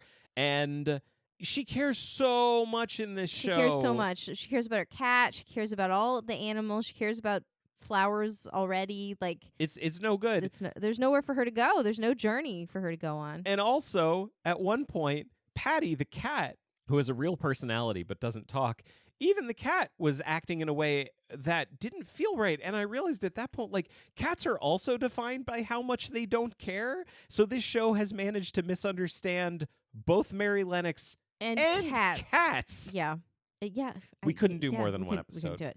Can we just move on to a staple of my entire child? This was a Lipshaw family favorite. Mhm. 1993's The Secret Garden. Yeah. So it was directed by Agnieszka Holland, written by Carolyn Thompson. Carolyn Thompson, we've talked about her before. She's really big with Tim Burton. She wrote Edward Scissorhands, The Nightmare Before Christmas. She also wrote and directed Black Beauty, the 1994 version. Oh, that's very good. Yeah, she wrote Homeward Bound: The Incredible Journey, a movie that makes me cry, and she wrote the first Addams Family. So she was working for, like, she got a lot of work in the 90s. Can I say something that might be a hot take Sure. and is certainly a generalization and not always true? All women production teams do good adaptations most of the time. Yeah, like, you're right. Yeah. I mean, I can think of, like, that Wuthering Heights was not good. You know, I can think of a few exceptions. Yeah. To the rule, but I don't know. Marsha Norman and Lucy Simon, these two ladies. Agnieszka Holland and Carolyn Thompson. Yeah. Yeah. Yeah. Yes. The 1994 Little Women. Yeah. There's Sweetie, everyone's thinking it. You're just saying it. yeah. I'm just saying what everybody's thinking. Yeah. I'm just saying what everybody's thinking. You're thinking it. I had 2 Jaws moments while we were doing this show. Yeah. And one was for the musical and the other one was for this movie. Yeah. Because I was kind of terrified going into this one because... I was worried it wasn't going to hold up. Yeah. I was very worried. I was worried this was going to be a repeat of the, like, 95 Little Princess. Yeah. I was concerned. But I know that people love it. Because people in our generation grew up on it, and so those are the people that we tend to be exposed to online. And, like, I see their opinions, and I don't want to upset people. I don't want to piss people off. I don't want to take a thing that people love and give an unwanted, honest opinion. Yeah, I right? grew up on it. I have it on VHS tape. Yeah. Yeah, in one of those, like, puffy boxes. Mhm. Like, yeah. So I was worried. I was also worried. I was worried that we were going to... I feel like... I mean, you already said that you were worried that it wasn't going to hold up, but, like, for multiple reasons, I feel like. Because when we've watched things that you really enjoyed when you were a kid that don't hold up, it's, like, embarrassing. Yeah. It's embarrassing for both of us when we do that to the other person. Yeah. We make them watch something. But Luckily, holy shit, this movie is amazing. So, sweetie, I have a question. yeah, Do people know?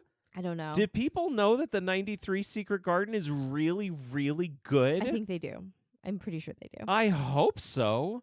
It's so good. Like, there were parts of it that were way funnier than I remembered. Mhm. Like, all the business, and maybe this is like our current zeitgeist.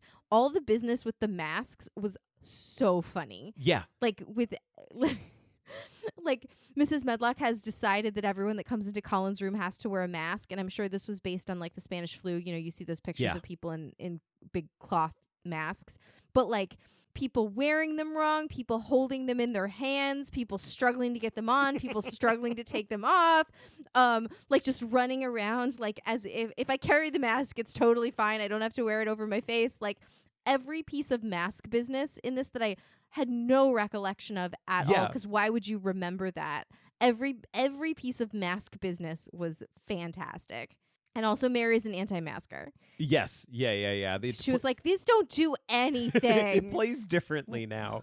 I'll throw out something that happened in the first couple minutes of it that got my attention. Mm-hmm. I like to talk about cinematographers, and this one was shot by Roger Deakins, Mm-hmm. who he's kind of become shorthand for annoying film nerd for someone to talk about Roger Deakins, Okay. because Roger Deakins was like, do you know Roger Deakins? You've heard the name. I've heard the name. Yeah. Well, he was like the Chicago Cubs of, like, people who make movies. Can I just say something? Yeah. I don't know why you would think that explaining the work of a cinematographer to me using a sports metaphor is at all helpful or illustrative of the point you're trying to make. I don't know what the Chicago Cubs I don't know what that means. What does that mean? Were you aware that the Chicago Cubs were not good at baseball for a very long time? No. Really? No. I have thought no that- idea. I thought like How the would I Chicago know Cubs that? not being good at baseball was like one of those things that had extended beyond the world of baseball into pop culture. Absolutely not. All right, so let me explain this. The Chicago Cubs didn't win a World Series for a really, really, really long time. I love how you're saying this like you're a baseball guy and like you don't know anything about baseball other than this apparently. And Chicago Cubs fans were always really into the team, but they always lost, and that was the running joke. Roger Deakins was the film version of that. Who's the person who always should have won a Tony and never won a Tony? Stephen Sondheim. Stephen Sondheim. It's the this is Roger. I mean, Deakins. although he did, but that's you know what I mean. Yeah, see, there's not. I'm trying to make a good metaphor, but I can't right now. And now we're spending so much time on this. You're welcome. All right. Basically, Roger Deakins is this guy who's this amazing cinematographer and never won an Oscar because, of course, the Oscars don't matter except when they do. And finally, in the last couple of years, he won 2 in a row because he won for... Why didn't you just say he's the Susan Lucci of cinematography? That's a metaphor I Who? would understand. Who? Who the... Wait, she was on a soap opera, right? Yeah, she was nominated like 18 times for a daytime Emmy and never won. And you're saying that exactly the same way I'm talking about the Chicago Cubs not winning the World Series. That had gone into the popular consciousness. How dare you? How dare you, Uh, sir? But anyway, he won 2 years in a row for Blade Runner 2049 in 1917, but he also shot Shawshank Redemption, Skyfall. He has worked with the Coen brothers for decades. Like, if you like a Coen brothers movie, it was shot by Roger Deakins, Okay. basically. He shot this movie. And so when I see his name pop up, it's one of those things that signifies to me like, oh, I should pay attention to an aspect of this movie because it's a name I've heard and someone I trust as an artist. And I think they probably are going to show up and deliver something good. And I'm glad I started paying attention because this movie is gorgeous. Mhm. It's absolutely gorgeous. Even if I didn't know he shot it, I would have thought it was gorgeous. And knowing that he did was great. It was produced by American Zoetrope, Francis Ford Coppola's company. Like, he was an executive producer on this. Like, it's got some pedigree behind it. And it's got some people who are like, we want to make a very, very good movie. Yes. And make a very, very good movie they did. Yes. I mean, when it started, I was a little bit worried because they make a really big change at the beginning, Mhm. which is that instead of the cholera carrying Mary's parents off in the night, there's an earthquake and a lot of people are killed. And so she ends up, instead of just like coming over on the boat with like some random family, she's like part of like an orphan train, Mhm. essentially. Like she's part of a group of like the earthquake orphans, which I don't know. I actually kind of like that. I thought that did a lot of shorthand for like who she is, and we didn't have to introduce a whole bunch of other characters in order to understand that. And I thought it was a nice choice. It was also very dramatic without needing to be super, super, super graphic. Like, Yeah. I imagine perhaps they didn't want to show people dying of the cholera because that's pretty gross. Mhm. Kate Maberly, by the way, as Mary Lennox, she's fantastic. Yeah, she's so good. She's actually British, which Mhm. is helpful. Carries the movie. Carrie's movie, like, I thought this movie had also Maggie Smith is in this movie. Like, Yeah. talk about gravitas. Maggie Smith is in this movie. I don't know. I just thought they really, really worked hard and did a good job setting it in a place, like, you know, with having good accent work, perhaps. Really good accent work, really good child performances. The kid who plays Colin has no other screen credits. Yeah. But I thought This it was is Hayden Prowse. yeah, it was I thought he was so good. He's great. Looked genuinely ill, which is a plus. Dickon I thought was just a very natural little boy. This was a Dickon like we haven't seen in any of the other ones. Because Yeah. usually Dickon is a very, very big character. He's like a cartoon character that stepped into the real world. Like, a kid like Dickon doesn't exist. I felt that reading the book. Like, no one's Dickon. There's no real Dickens in the world. This kid felt like a real kid. Yeah, like a real kid. Like, Just a kid. He was Dickon. He definitely was Dickon. Like, I recognized him as being Dickon. The things that are important to Dickon are important to this version of the character. But he just felt like a kid. Yeah. It was great. And one thing I really appreciated is that Martha, they cast an actual 14-year-old as Martha, Mhm. which is the right age for that character. Yeah. And she was properly very, very young. By the way, Andrew Knott played Dickon and Laura Crossley played Martha. Yeah, and just I thought she was like the perfect Martha. I She's thought she amazing. was Martha from the pages of the book. She was like cheerful and fun and thoughtful and sensitive and empathetic and immature in ways that Martha is. And between her and Kate Maberly as Mary, I thought like this is a step off the page version. Yeah. Which again we sometimes appreciate. Mhm. Doesn't have to be a step off the page version to be good, but when you really hit it, like you hit it. Well, it hits it in the right way because it hits the characters. Yeah. The characters are the ones stepping off the page. It's not Yeah. like what happens. Like, you talk about the earthquake. Like, that's a huge change. Yeah. That's not what happens in the book. That didn't step off the page. But it turns out how her parents died isn't that important. Not that important. But the way Mary acts and the way Martha acts are very important. yeah. Like all these little characters, Ben Weatherstaff in this is great. Yep. One of the things they do that I really appreciate is that Craven is not they didn't get a huge actor for this role. Mm-mm. Like they didn't get like a featured actor with gravitas. They got a really good actor who was right for the part. Yeah. He kind of looks like Edgar Allan Poe. Little bit. Just very pale with a sort of long dark hair. He looked like a character actor. Yeah, Like, yeah. They hired a character actor. They didn't hire a star. And I Right. feel like that's really appropriate because he's not the main character. The kids are the main characters. And I want to be able to watch it. I mean, obviously Maggie Smith is there and Maggie Smith is Maggie Smith. But it was fantastic. Yeah. Can I go back to the beginning for a second? Sure. One of the things that this movie does is the way it starts, the very first shot in the movie is Mary getting dressed by her ayah. Yeah. And it's shot like a documentary. Yeah. Like really this really, really beautifully staged shot of her getting dressed by these two women. And it's doing the thing that I feel like we like to see in movies that have these racist pasts. Yeah. You know, and were written from a racist perspective. Yeah. Which is, we're going to show the thing. Yeah. We're not going to pretend like it wasn't part of it. We're going to show it, and we're going to present it with comment. We're going to show these brown women literally waiting on her hand and foot. Yeah, like, it's not romantic and beautiful and nostalgic. You really get the sense that, like, oh, no, Mary is treating them like they're less than people. Yes.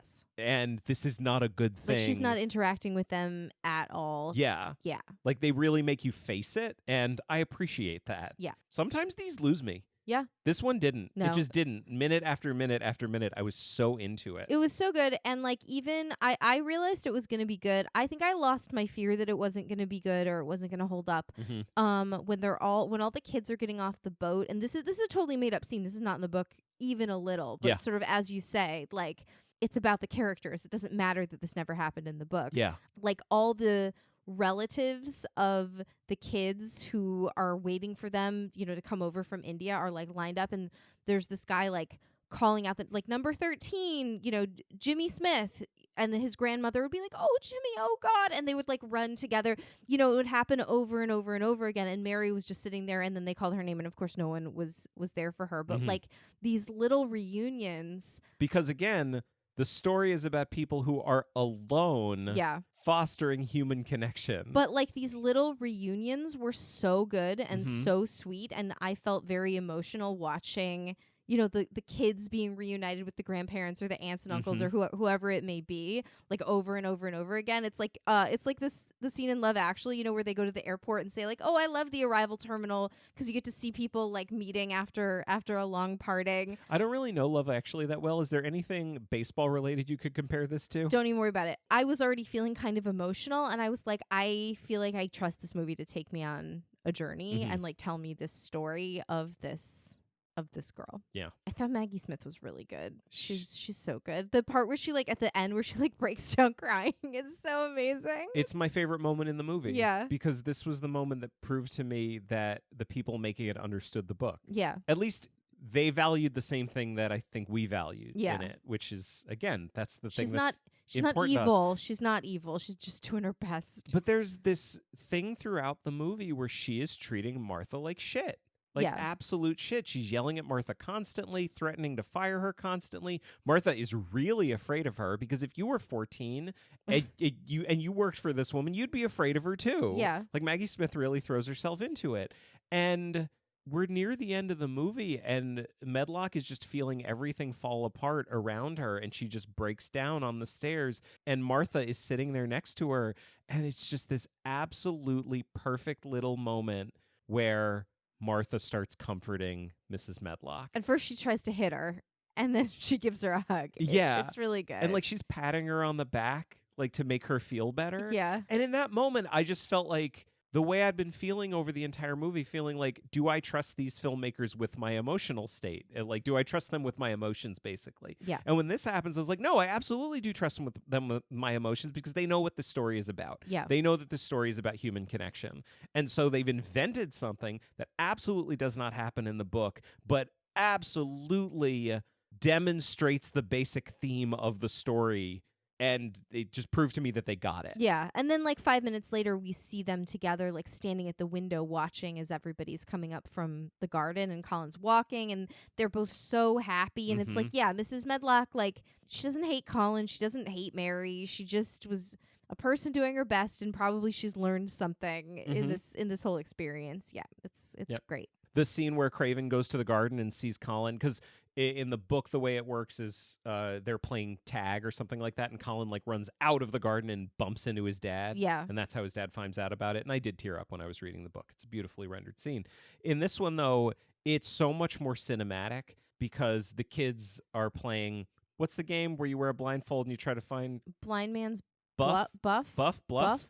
Something I think. like Marco Polo, but you're not swimming. Sure. What do you call that? Yeah. They're playing that, and Colin's the one with the blindfold on, and so the other kids are hiding, and his dad walks in, and it's just this beautiful scene of him going up to his son. So he sees Colin walking way before Colin knows that he sees him walking. Yeah. It's beautiful, really beautiful, and it's the kind of thing that wouldn't work on the page, but works in a movie. Yeah. And I love it.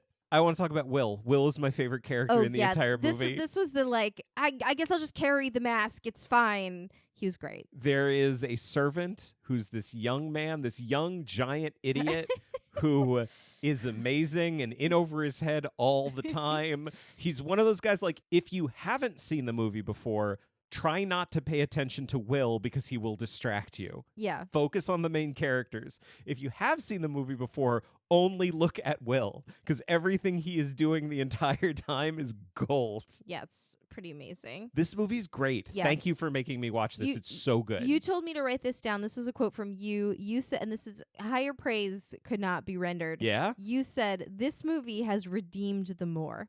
Yeah. Yeah. This was the one that did it. That's right. Yeah, I mean that's big. Then we move on.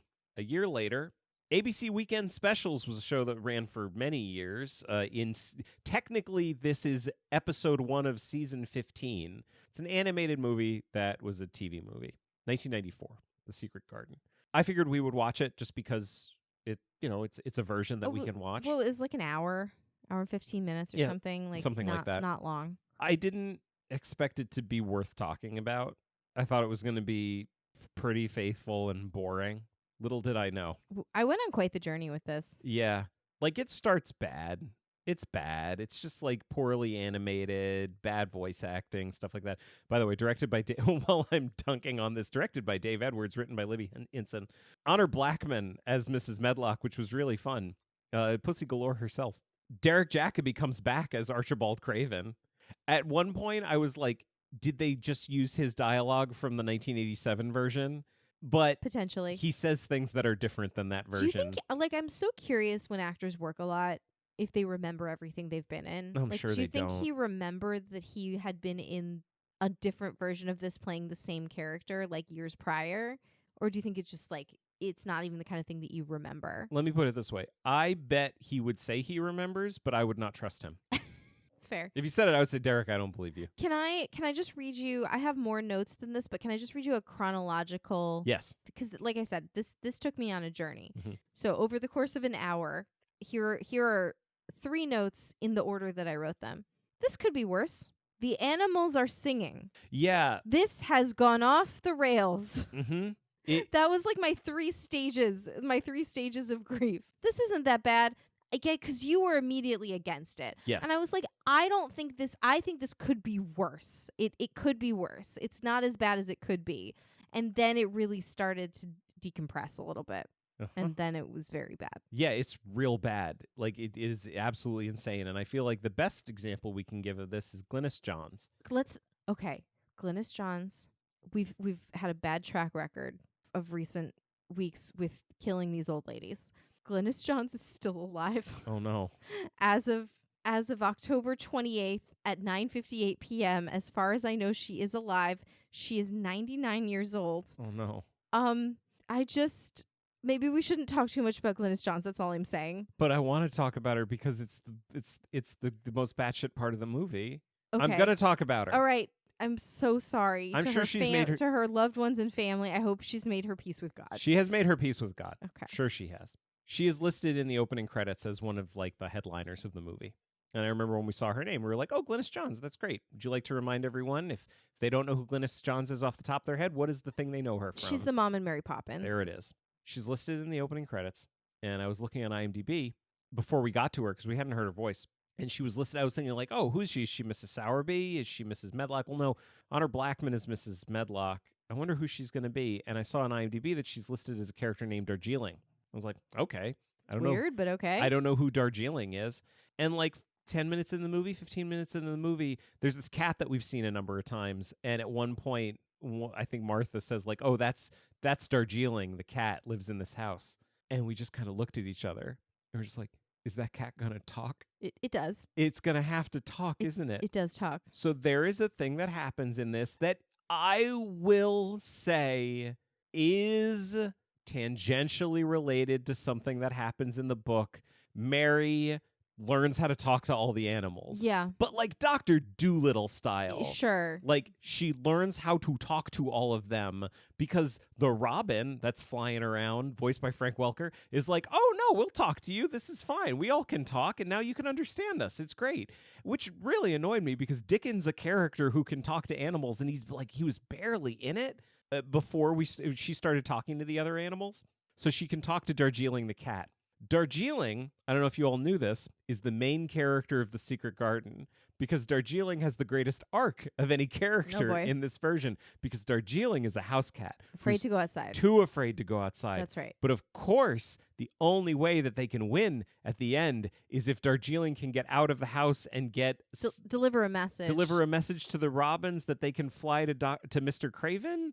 Right? There's some problem. But Darjeeling has to get over her fear of going outside. She has a real arc. The fuck is she doing in this? I don't know. It is batshit. Yeah. And not only that, we've got Mrs. Medlock being truly evil. Oh yeah, she's like Cinderella's stepmother. Yeah. That was what the character design definitely reminded me of. Or do you remember you were reminding me of this there was a Heidi cartoon that Fraulein Rottenmeier was like super, super evil and she like sang a song about like how evil she was. Yeah. So, like that's the level of this. Yeah, this is really bad. And Dr. Craven is like her little henchman. Yeah. And they're like plotting to do murders on people. Unclear what the plan is. She just keeps saying, they'll spoil my plan, but we don't really know what the plan is. Yeah, it took them forever for them to actually like say what her plan is. Like I actually wrote down the line. She goes, everything was fine, just fine. She's upsetting Colin and ruining my plans. Like what fucking plans? Yeah. What are you talking about? What plan could you possibly have? Because her plan isn't even to like inherit Misselthwaite. Her plan is to just have a job and be the one in charge. Yeah. Like her grand plan is work for someone. That's an amazing plan. Do you want to stop talking about this one? Yeah, I really it does not bear the amount of time that we're spending on it. Okay. Then we move on to 2017. This one will be very short. We didn't watch it. We started watching it. We watched about 5 minutes We gave it a chance.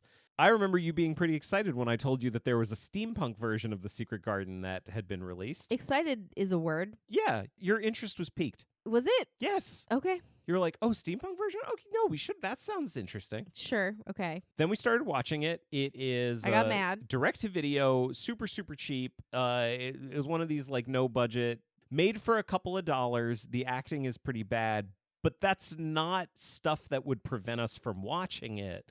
what would you say prevented us from finishing it? It wasn't the Secret Garden. Right. That was the problem. Which is weird to me. What do you mean it wasn't the Secret Garden? because it was called the Secret Garden. All of the character names were all the same. this They drives dropped me- every single character This name drives from me the book. nuts. I don't like this type of thing where someone thinks they're being so clever by taking every name and like twisting it into like whatever era they're interested in making it. Like, oh, welcome to Craven Enterprises, Craven Industries. Craven Industries, and I'm pretty sure was- the entire movie takes place in a factory. yeah, it wasn't the Secret Garden. There was no plot of the plot that we watched. Nothing in any way resembled the Secret Garden, other than they were like really, really hammering you over the head with the fact that like we know what some of the names are of people and places in the book The Secret Garden. Yeah. Like the movie opens up with this like 25-year-old woman showing up at the door and goes in and introduces herself to Mrs. Medlock as Mary Lennox, Mr. Craven's niece, who is there to visit for the weekend before she moves on to another place. And she finds out about all this stuff at Craven Industries. And at that point, like the Craven Industries, even though that's all really frustrating, like that is, again, not the kind of stuff that would stop us from watching it. But like Mary's 25 and is only staying for the weekend. Yeah. Like, what is this? You've taken away every single thing about this character. So if we're not going to watch a movie about Mary Lennox in the Secret Garden, we're not going to watch it. We didn't watch it. So we didn't watch it. So let's not talk about it since we didn't watch it. So we finally move on to the end. We've reached it. We've reached it. The final chapter. Mm-hmm. 2020 movie came out, The Secret Garden. It was released theatrically in the UK. It was never released theatrically here. It was a VOD here in the States. Directed by Mark Munden, written by Jack Thorne. A couple of people who are interesting. Colin Firth plays Lord Archibald Craven. Mm-hmm. It's kind of cool, making a second appearance of this episode. That's right. It was weird enough seeing him as like a little baby Colin Firth playing like an older Colin. Yeah. But it was really weird watching this because there's entire sections of the movie where he's calling after his son. Yeah. So they're just telling Colin Firth, yeah, can you just stumble around yelling Calling your own Colin, name, yeah. Colin Well, all the time? We'll come to that shortly. Julie Walters plays Mrs. Medlock, who I was ready for that because I like Julie Walters. Yeah. But this Mrs. Medlock is pretty antagonistic. Yeah. She's pretty evil. Like, she doesn't like get her comeuppance at the end or anything like that. Like, I do think she's actually redeemed at the end, but she's But on pretty... on the scale of evil Mrs. Medlock's, she's up there. She's not the 94 animated version. Yeah. But she's not that far away from it. So it's The Secret Garden. It has the characters. It has Mary and Colin and Dickon and Martha. And a garden. And a garden. And a big house. And the garden is a secret. And no one knows about it because it is a secret. The Secret Garden. Sort of a magical realism type of thing. I was looking forward to this one. I was interested in it. I was interested. It's a big new version of The Secret Garden. I like Colin Firth. I like Julie Walters. These kids seem good. When did it go off the rails for you? Well, let me start with a couple things I liked. Mm-hmm. They have updated the time Yep. period to 1947 very specifically. So it's sort of post-war. I think they just wanted to make the world as bleak as possible. Yeah. I really liked the costumes. Yep. I thought I don't know. There was consistency. I don't know about the accuracy, but there was definitely consistency. I Mhm. felt like the costumes really aided in world building, in a way that I responded to. I thought what is the young actress's name who played Mary? Oh, Dixie Eggerichs. I thought she was very good. She's super good. I thought she was extremely good. Mhm. I thought all the kids were pretty good. Yeah. The script was like a little bit weird, like the way that the kids had to speak it sort of forced the kids to speak very formally in ways that made them not seem like children talking to each other. Yeah. Which is sort of in the book. Like it does in the book talk about how Colin, like, because he didn't speak to many people and all of his knowledge of the world came from books, like sometimes he had these like weird turns of phrase that he would use. So I think that was on purpose. Mhm. The sort of magical realism stuff of the garden, I thought like it was just like one too many times running through like a giant forest of just giant leaves that clearly wasn't how the garden actually looked. Yeah, like I was really waiting for them to have a big reveal because the way the garden is presented to us as viewers is that it is not a garden. It is like a walled estate within an estate. Yeah. Like it is a forest. It's very big. Like it's the kind of thing where you could never walk into it and go, we shall bring this garden back to life. Yeah, it's You- already alive. Like, you couldn't do that because it's a goddamn forest. Yeah. Like, it's not a garden. And it's got every type of plant you could possibly imagine from every part of the world, and it is beautiful and amazing. And yeah, you talk about the magical realism. Like, there's a part where they're in the garden with Colin, and Colin gets mad, and they all leave the garden sad, and all of the flowers and all of the leaves are wilting behind them as they're walking out, Yeah. right? And I was really waiting for them to reveal to us at the end of the movie that, oh no, it actually does look more like the garden that we know from the original version and from all the other versions that are out there. The reason it felt so big is because we were viewing it through the eyes of these kids, Right. right? But that's not what happens. Yeah. Like, the garden just is that insane and big and overgrown the Yeah. entire time. Yeah. And so what was the point of the magical realism? Yeah. Yeah. I think there were a couple things like that it was like, okay, I see the path you're on and I'm waiting for the payoff. Yeah. So for example, like Mary, man, like they really went hard on like Mary's kind of PTSD. Mm-hmm. Like that she was alone for a long period of, like, it's not like just she woke up one morning and she was alone for a couple hours and then the officers showed up to rescue her. Like that she was alone for a very, very long period of time and was basically almost a feral child, you know, like she was really sick and really hungry and really dirty and had this incredibly traumatic experience of being abandoned. Yeah. It felt like The Last of Us or an episode of The Walking Dead Oh, or something like that. It was awful. Yeah. I mean, the thing that, I don't know if this is just me or the place that I happen to be in, but like watching this was very difficult for me. And we haven't really talked about this, but like I just felt like I was watching child abuse for Mhm. a lot of it.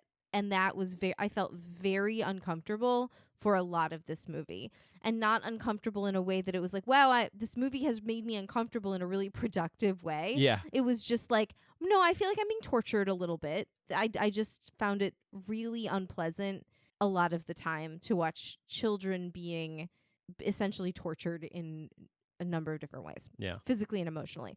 But what I was saying was, so you were talking about like there was never really a big payoff with where are they going with this garden? And that's kind of how I felt about Mary's PTSD, Mhm. because she kept having these flashbacks to her life with her parents. And the thing that we learned was that her mother and Colin's mother were sisters, and Mary's mother had made this trip back to England because she knew that Colin's mother was dying and that she had died in the garden, like under the tree. And the death of her sister had sent Mary's mother into clearly like a very terrible depression that she never really recovered from. And Mary has these flashbacks of like being rejected by her mother, and she clearly loved her father very much, and she was always trying to get her mother's attention, and her mother never wanted to be with her or be around her, and that made her feel terrible.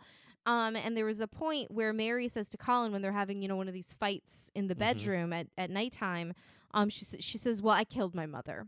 And then later Colin says to her, I know you didn't kill your mother because we found these letters about how much our mothers both mutually loved us, their children. But I really thought there would be some flashback to something that Mary had done that made her think she had killed her mother. Yeah. Do you know what I mean? Yeah. And I think there was something that they were going for, which was her saying to her father, like, oh, if she's so depressed, why doesn't she just die already? But like that wasn't a big enough payoff for all that they were putting into Mary clearly suffering from PTSD and flashbacks. Do you know what I mean? Does that make sense? Like, I really thought they were going for something big that Mary would like confess, oh, I did this thing, or she would remember this thing, and someone would have to comfort her and tell her like, oh, that wasn't your fault. You know, like some kind of really big emotional payoff to this journey that she was on. And I felt like I'll stop in a second and let you talk, but like I just felt like Mary, my problem with her is she was kind of the same at the beginning as she was at the end. Yeah. I really didn't I did not feel like she went on a journey really at all. She went on a little bit of a journey in the first half hour of it. Yeah. Like, she basically had her arc at the beginning. Yeah.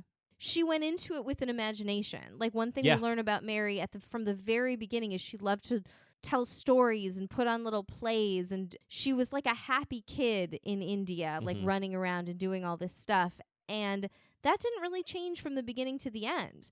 I didn't see Mary not caring. I saw Mary having really, really suffered trauma and being essentially shell-shocked from what she had suffered. Yeah. But I didn't see Mary not caring and needing to be brought out of herself and learn how to care. I didn't see that in this Mary at all. Yeah, like if this is about human connection, this movie completely missed that. Yeah. Because that's not in there.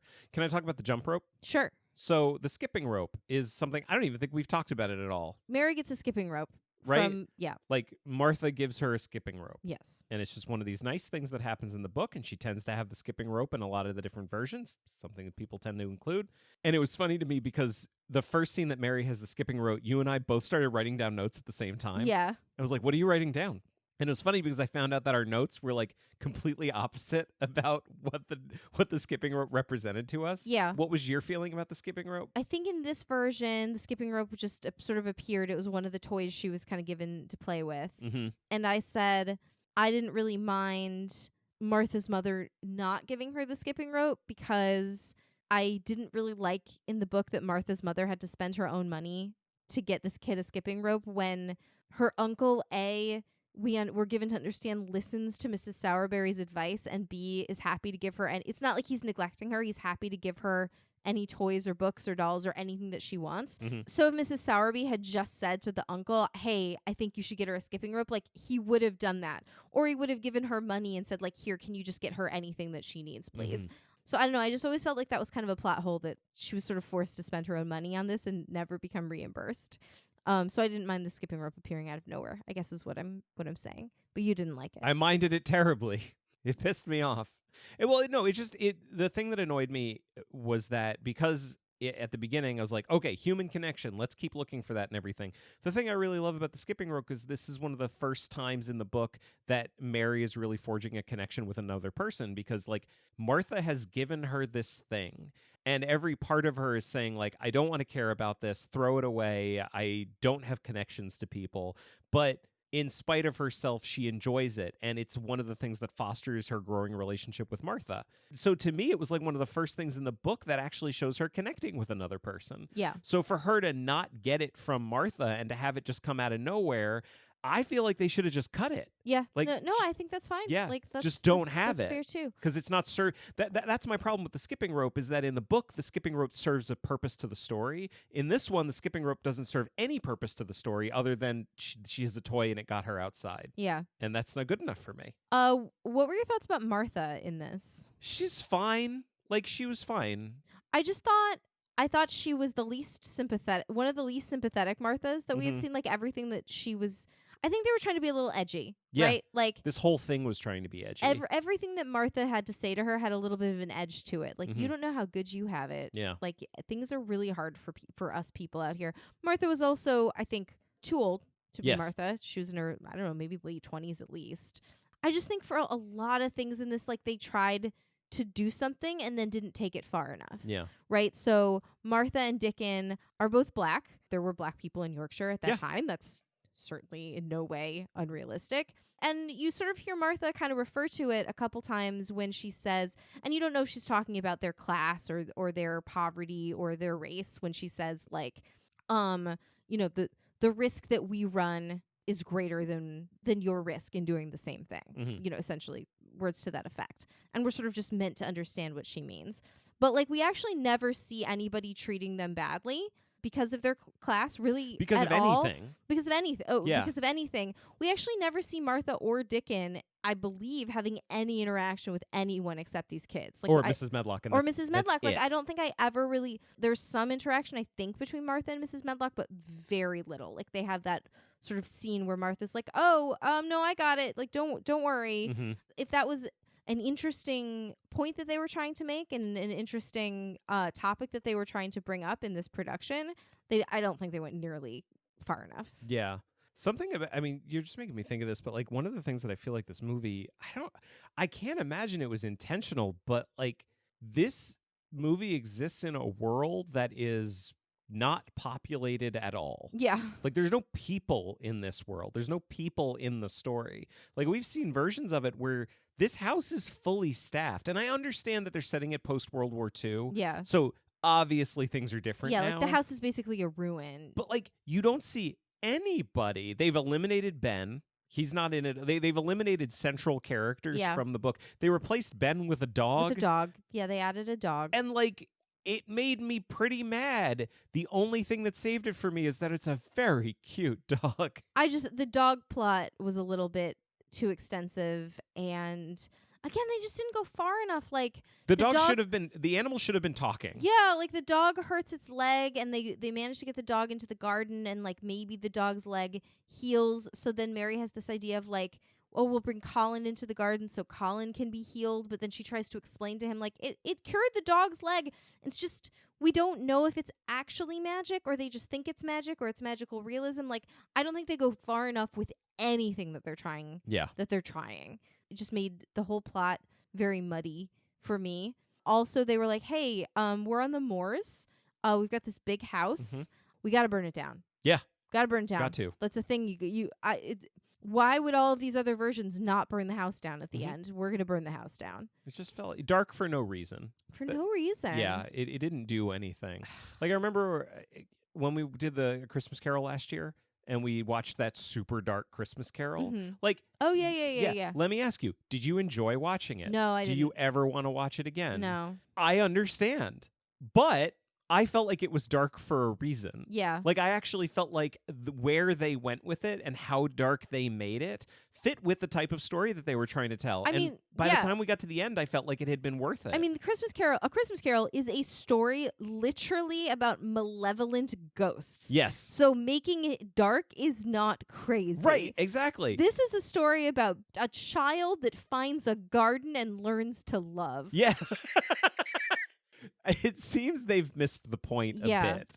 It just I think we both wanted to like it, and it just goes off the rails like so many Yeah, just times. like the rescuing from the fire scene. I just felt like we're seeing the same scene over and over again, and then suddenly it was like, oh my god, why is the house on fire? Oh my god. The house is burning down, and of course Rochester runs into the house because he's got to save his. Sorry. Sorry. No, it's Mrs. Danvers at the window. No. It's no. Okay, no. Here's what it is. It is Mr. Craven. Yeah. Who's going in because he needs to save his son. Why does the house always have to burn down? The house has to burn down, and there's just this very, very extended scene where Mary is running into the house to find Craven because he doesn't know that Colin's actually in the garden, so he's going to sacrifice himself.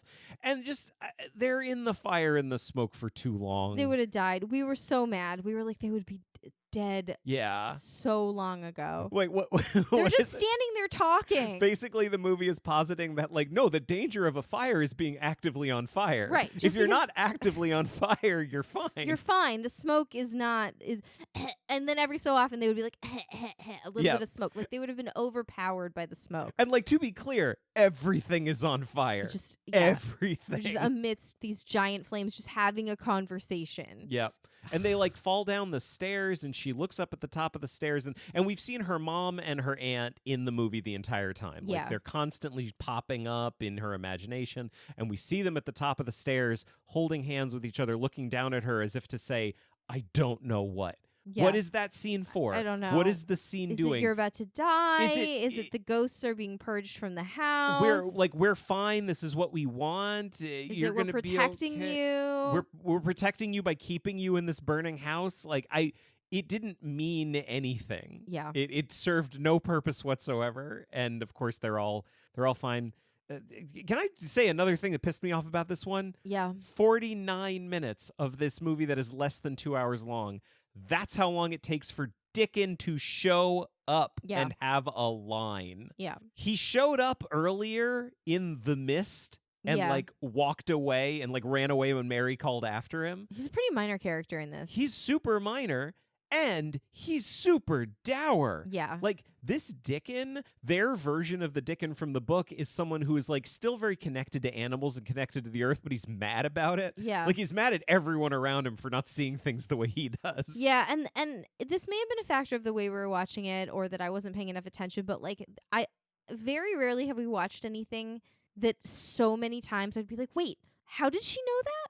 What happened to get us to this point?" Like there was usually a reason. You were like, "Oh, yes, don't you remember she found the letters from her mother?" And I was like, "Oh, yes, the letters, of course." Like Mm-hmm. I just think frequently on this show, it tends to be a sign of a movie that doesn't know what it is when we who have read the source material and many times seen 8 to 10 other versions can't follow the plot. Like, Yeah. that's not good. That's not a good sign. And it does sometimes happen. And I found it with this one. Yeah. I'm sorry. I'm sorry to be such a dick about this. Like, I was excited to see Colin Firth and stuff, and I didn't think he was very good in this.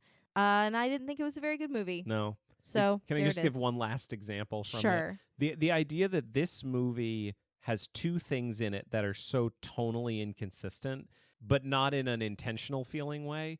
One, we get this whole sequence at the beginning of the movie where we are watching a child starve to death. Yes, I did not like that. Okay.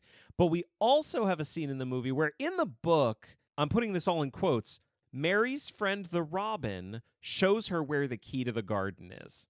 Because the robin flies down near some dirt and Mary finds the key and she's like, oh, the robin showed me what it was. But this is like the magic that everyone's always talking about. And like the author's basically saying, well, it's not really magic. Yeah. But the kid believes it's magic, which is important, right? Mhm. In this one, again, we have a sequence of literally watching a child starting to starve to death and how bleak that is. But we also have something that is, again, just shy of the animals talking and breaking into song, where she's in the garden and the dog and the robin are working together to get her the key that they have hidden inside a stump.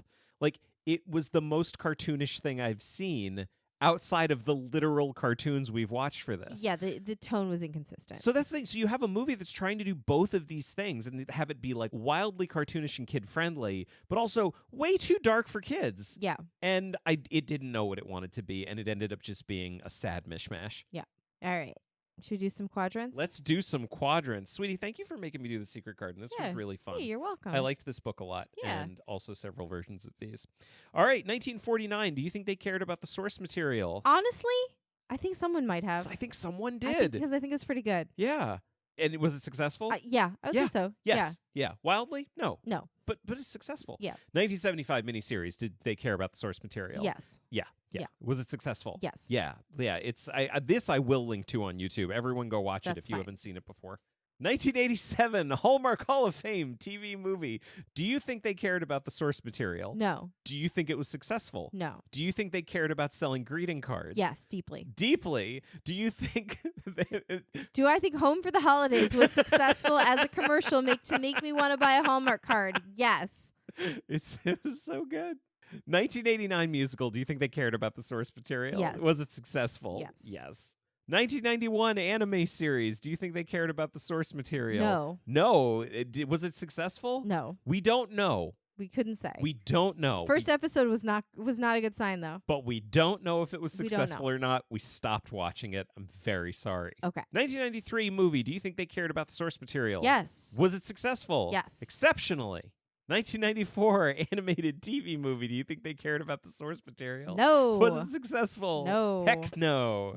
2017 steampunk movie. We're not even going to address it. 2020 movie. Do you think they cared about the source material? I actually do. Yeah. I I- think they did. I think they did. I think so. Yeah. I think they did. Was it successful? No. No. It was not. Well, thank you all for joining us. This has been Adapter Parish. If you'd like to find us online, we're on Facebook, Twitter, and Instagram at AdaptCast. You can join our groups on Facebook and Goodreads, and you can also find and follow me on Letterboxd. If you have anything to say that's longer than a tweet, you can always send an email to adapterparishcast@gmail.com. If you'd like to support the show, there are 3 great ways you can do it. First, tell a friend. Second, a rating and review on your podcast platform of choice would be greatly appreciated. Third, we are on Patreon. The show will always be free, but if you become a patron, you can get access to Adapter Parish Plus, our bonus show that releases between episodes of this show, and our patron-only Slack community. It's a lot of fun, and all the details are at patreon.com/adaptcast. Hey, did you hear someone crying? Oh shit, is he crying? Oh, that was your reference for the end of the show, the quote you do. Bye everybody.